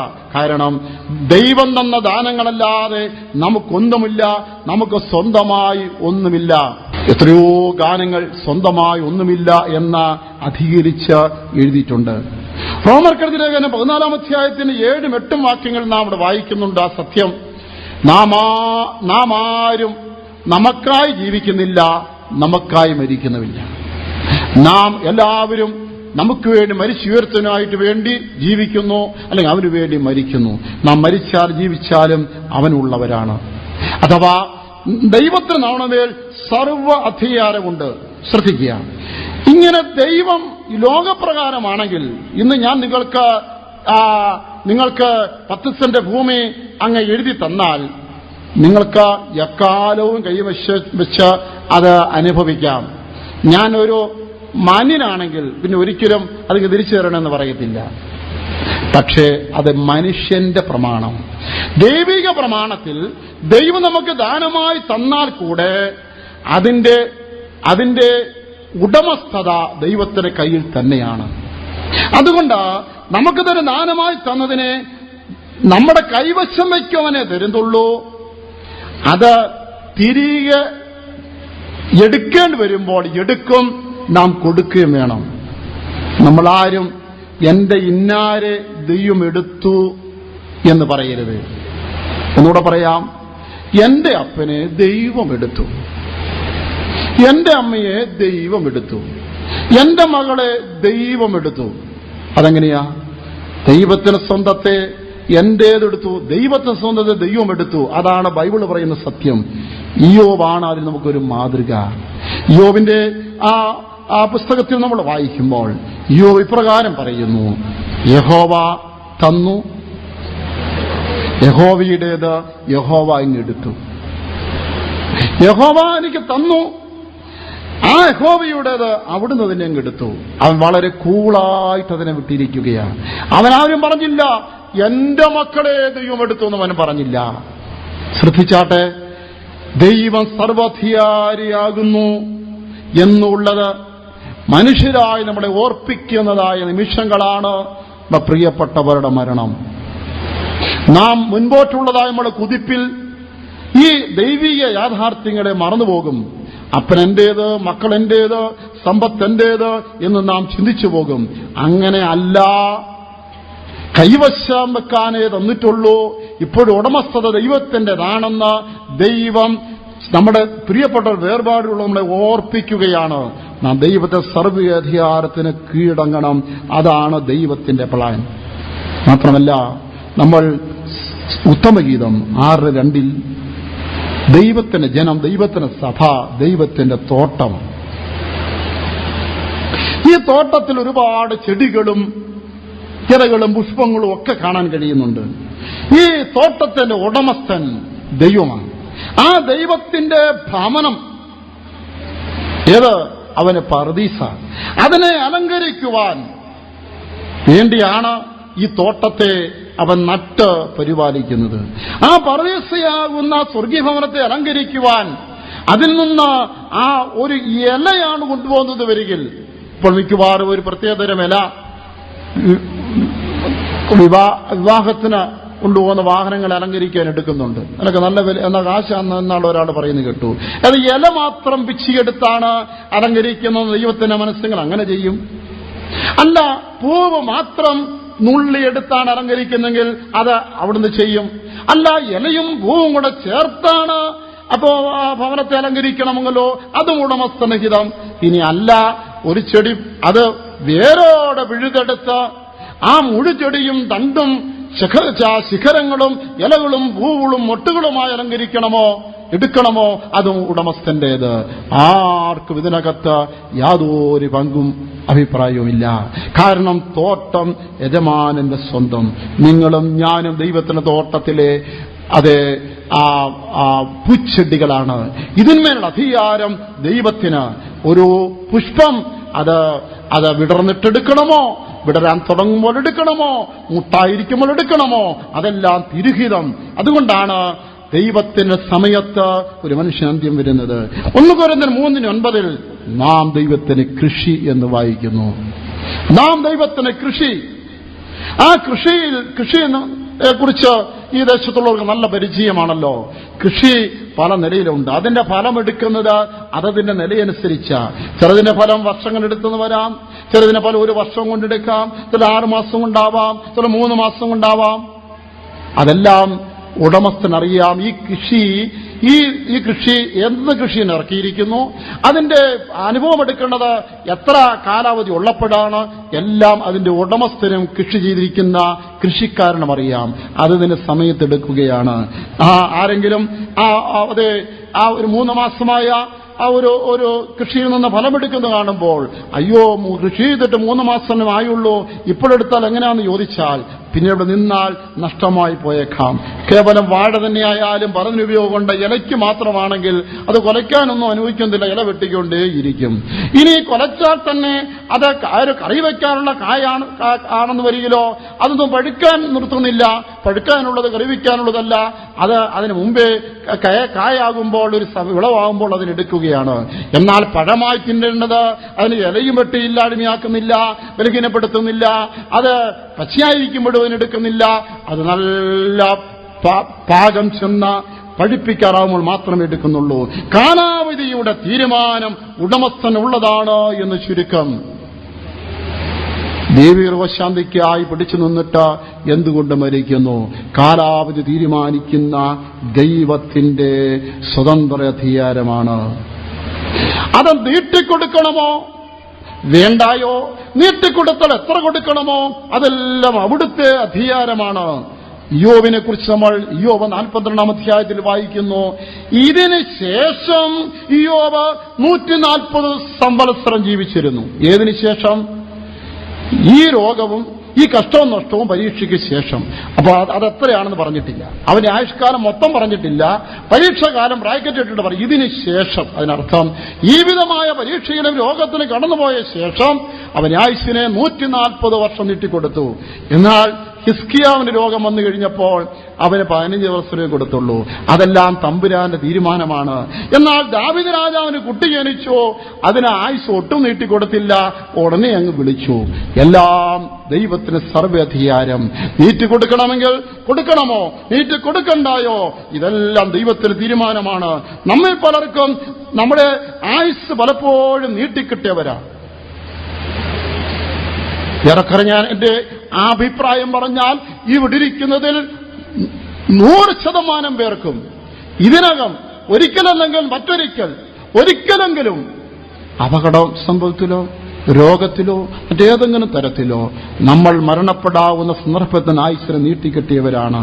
എന്നാൽ അങ്ങനെ 1-2 അനേക തവണ നീട്ടിക്കിട്ടിയിരിക്കാം. ഇനിയും നീട്ടണമോ വേണ്ടായോ അത് തീരുമാനിക്കും ദൈവം. ദൈവത്തിൽ സർവ്വാധികാരത്തെ ചോദ്യം ചെയ്യുന്ന പോഷത്വം വിട്ടുകളയുന്നതായിരിക്കും നമുക്ക് നല്ലത്. സ്തോത്രം. ചില ചോദ്യമുണ്ട്, ഈ ദൈവിക രോഗശാന്തിക്ക് വേണ്ടി അതൊരു മസ്റ്റാണോ? അത് ധൈര്യവും പ്രാപ്തിയുള്ളവരൊക്കെ അതിനുവേണ്ടി നിൽക്കട്ടെ, ധൈര്യവും പ്രാപ്തി ഇല്ലാത്തവർ നിൽക്കണ്ട, അതങ്ങനെയും ഇങ്ങനെയായും വിചാരിച്ചു കുഴപ്പമുണ്ടോ? സ്തോത്രം. ക്രിസ്തുവിന്റെ വരവിൽ എടുക്കപ്പെടുന്ന തിരുസഭയ്ക്ക് ചോയ്സ് ഇല്ല. വീണ്ടും ക്രിസ്തുവിന്റെ സഭയ്ക്കല്ല, ക്രിസ്തുവിന്റെ വരവെങ്കിൽ എടുക്കപ്പെടുന്ന തിരുസഭയ്ക്ക് ചോയ്സ് ഇല്ല. ദൈവികശാന്തിയെ പിടിച്ചു നിൽക്കണമോ വേണ്ടായോ ചോദ്യമില്ല, പിടിച്ചു നിൽക്കുക തന്നെ വേണമെന്ന. അല്ലാത്തവർക്ക്, ഉൾപ്രാവണം ആഗ്രഹിക്കാത്തവർക്ക്, ഉൾപ്രാവണത്തിൽ ഉൾപ്പെടാത്തവർക്ക് സ്വാതന്ത്ര്യമുണ്ട്. അവർക്ക് എങ്ങനെയുമാകാം. വെളിപ്പാട് പുസ്തകം 22-ാം അധ്യായം 14-ാം വാക്യത്തിൽ നാം ഇങ്ങനെ വായിക്കുന്നു: ജീവവൃക്ഷത്തിന്മേൽ ഞങ്ങൾക്ക് അധികാരം ഉണ്ടാകേണ്ടതിനും ഗോപുരങ്ങൾ കൂടെ നഗരത്തിൽ കടക്കേണ്ടതിനും വസ്ത്രമലക്കുന്നവർ ഭാഗ്യവാന്മാർ. 7-ാം വാക്യം കൂടെ ചേർത്ത് വായിച്ചാൽ കൽപ്പനകളെ പ്രമാണിക്കുന്നവർ ഭാഗ്യവാന്മാർ. ശ്രദ്ധിക്കുക, പുതിയ യെരൂശലേമിന് അകത്ത് കടക്കുവാൻ ഗോപുരം വരെ ചെല്ലാൻ അവകാശം പഴയ വിശുദ്ധന്മാർക്കുണ്ട്. കടക്കണമെങ്കിൽ അത് പുതിയ വിശുദ്ധന്മാർ അല്ലെങ്കിൽ അവകാശം അവർക്കുള്ളതാ.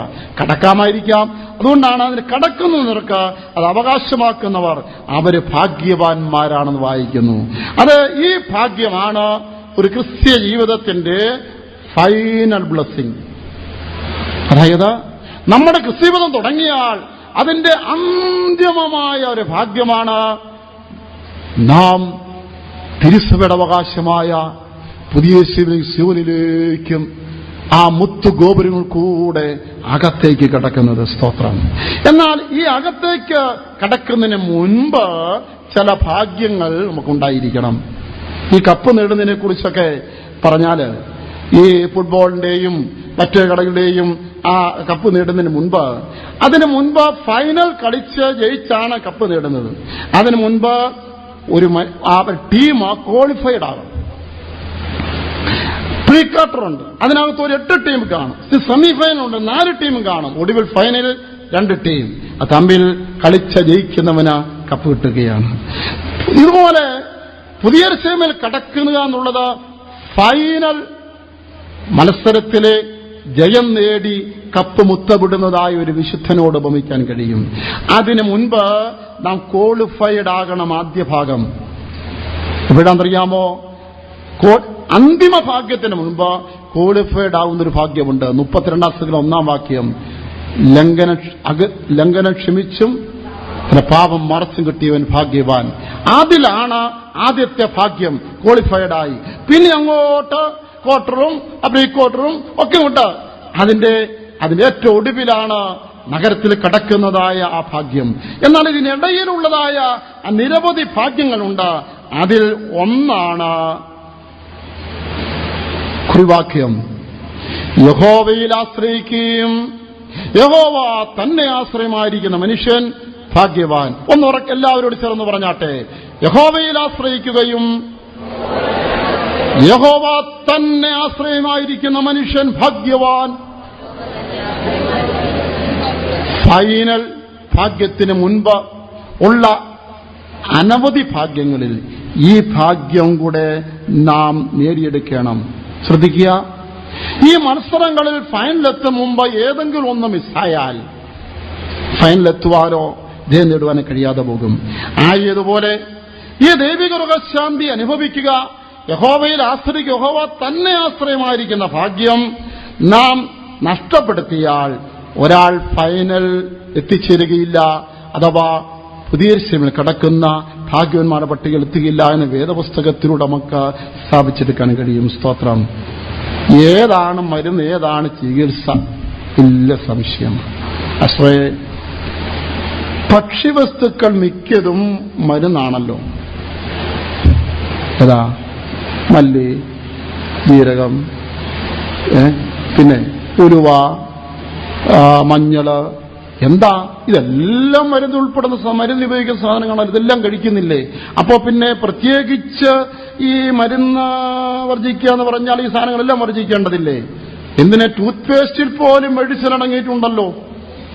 അപ്പൊ പിന്നെ ഈ മരുന്ന് ഉപയോഗിക്കുന്നില്ല എന്നുള്ളതായ ആ സർവേക്കൽ എവിടെ കൊണ്ട് നേടും?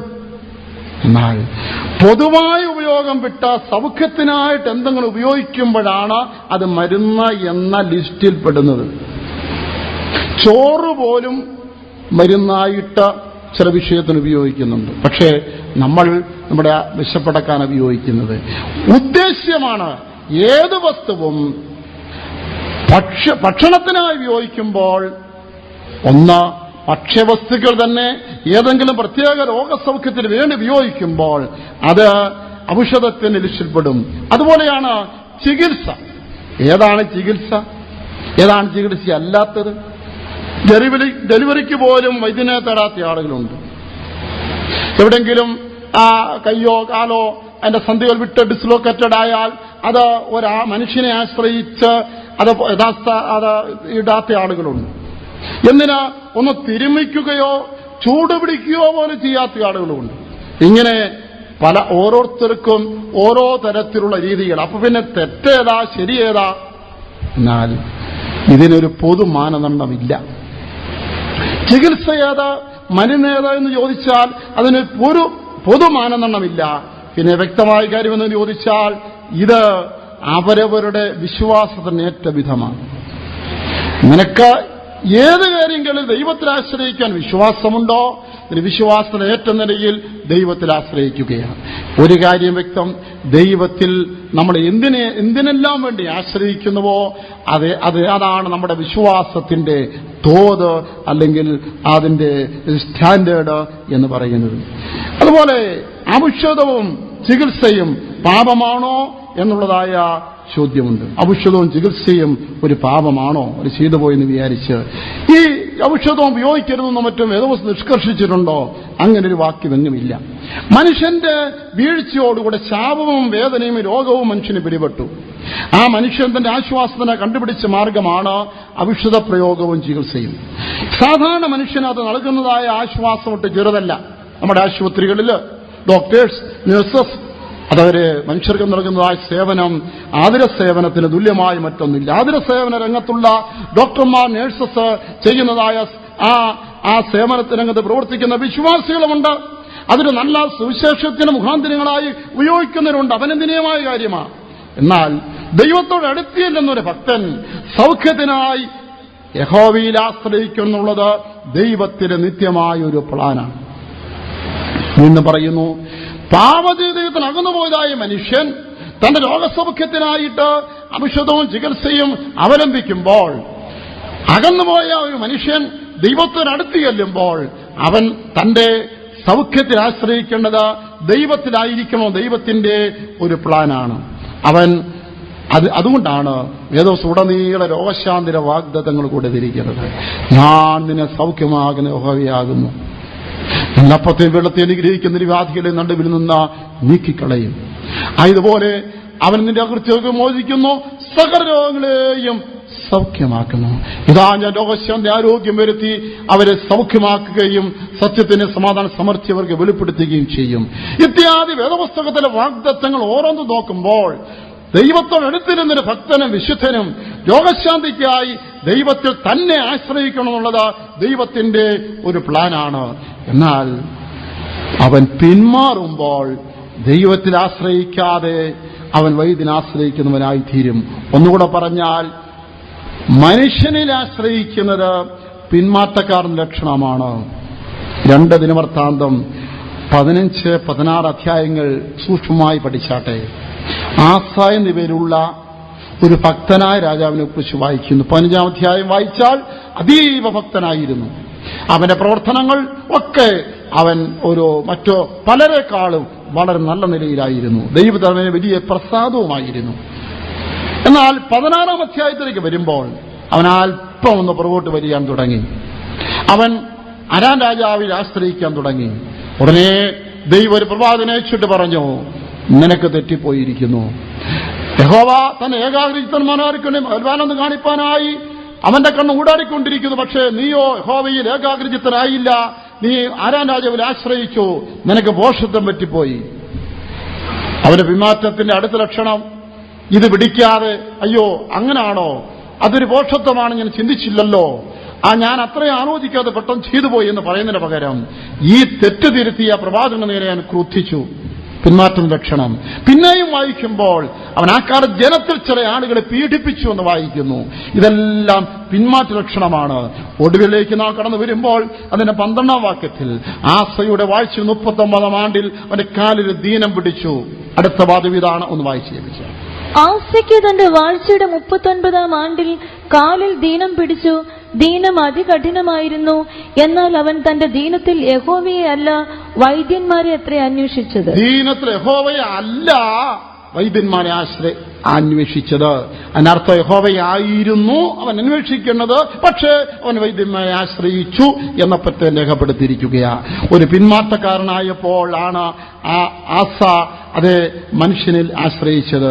ഇതുപോലെ യിരെമ്യാ 8:14-22 വരെ, 14, 19, 46, 11 എന്നീ വാക്യങ്ങൾ വായിക്കുമ്പോൾ പിന്മാറ്റത്തിൽ പോയ ഇസ്രായേലിനോട് ദൈവം സംസാരിക്കുമ്പോൾ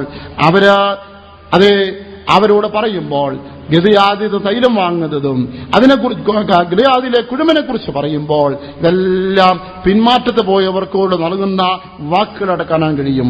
അതുകൊണ്ട് പൊതുവെ ഒന്ന് പറഞ്ഞാൽ മരുന്നും ചികിത്സയും പാപമാണെന്ന് ചോദിച്ചാൽ പൊതുവെ പറഞ്ഞാൽ പാപമല്ല എന്ന് പറയാം. റോമർ 14:1-2-15 വാക്യങ്ങൾ വായിക്കുമ്പോൾ വിശ്വാസത്തിൽ ബലഹീനനായവനെ ചേർത്തുകൊള്ളണമെന്ന് വായിക്കുന്നു. വിശ്വാസത്തിന്റെ ബലഹീനത എന്ന് പറയാം. എങ്കിലും അത്രമാത്രമല്ല എന്നുകൂടെ പറയേണ്ടിയിരിക്കുന്നു. ഈ ചില മരുന്നുകളുടെയും കമ്പനികളുടെയും അവരുടെ എംബ്ലം, ചില ഹോസ്പിറ്റലുകളുടെ ഒക്കെ പരസ്യത്തിലെ എംബ്ലം, ചില ആംബുലൻസിലെ ആ എംബ്ലം ശ്രദ്ധിച്ചിട്ടുണ്ടോ? മെഡിക്കൽ സയൻസിന്റെ എംബ്ലം കൊടുത്തിരിക്കുന്നത് ഒരു കമ്പിൽ ഒരു സർപ്പം ഇങ്ങനെ ചുറ്റി കിടങ്ങുന്നതാണ്. അഥവാ മെഡിക്കൽ സയൻസിന്റെ എംബ്ലം സർപ്പം ചുറ്റിക്കിടക്കുന്നതാണ്. നിങ്ങൾക്കറിയാമല്ലോ, ക്രിസ്തുവിന്റെ ബദ്ധശത്രുവാണ് സർപ്പം. ഏദൻ തോട്ടത്തിൽ പറഞ്ഞു, നിന്റെ സന്തതി സർപ്പത്തിന്റെ തലയെ തകർക്കും. ക്രിസ്തുവും സർപ്പവും നേർക്കുനേരെ വിപരീതികളാണ്. അങ്ങനെയെങ്കിൽ സർപ്പത്തിൽ ആശ്രയിക്കുന്നത് ക്രിസ്തുവിന് നേരെ വിപരീത പക്ഷത്തിലേക്ക് പോകുകയാണെന്ന് പറഞ്ഞാൽ തെറ്റാകുന്നുണ്ടോ? ഗലാത്യർ 5:20 ജഡത്തിന്റെ പ്രവൃത്തികൾ പറഞ്ഞു വന്നിട്ട് ആഭിചാരം എന്ന് പറഞ്ഞിരിക്കുന്നു. ആഭിചാരം എന്ന് പറഞ്ഞാൽ എല്ലാവർക്കും അറിയാമല്ലോ, വിച്ച്ക്രാഫ്റ്റ്, പിശാചിനെ ആശ്രയിക്കുകയാണ്.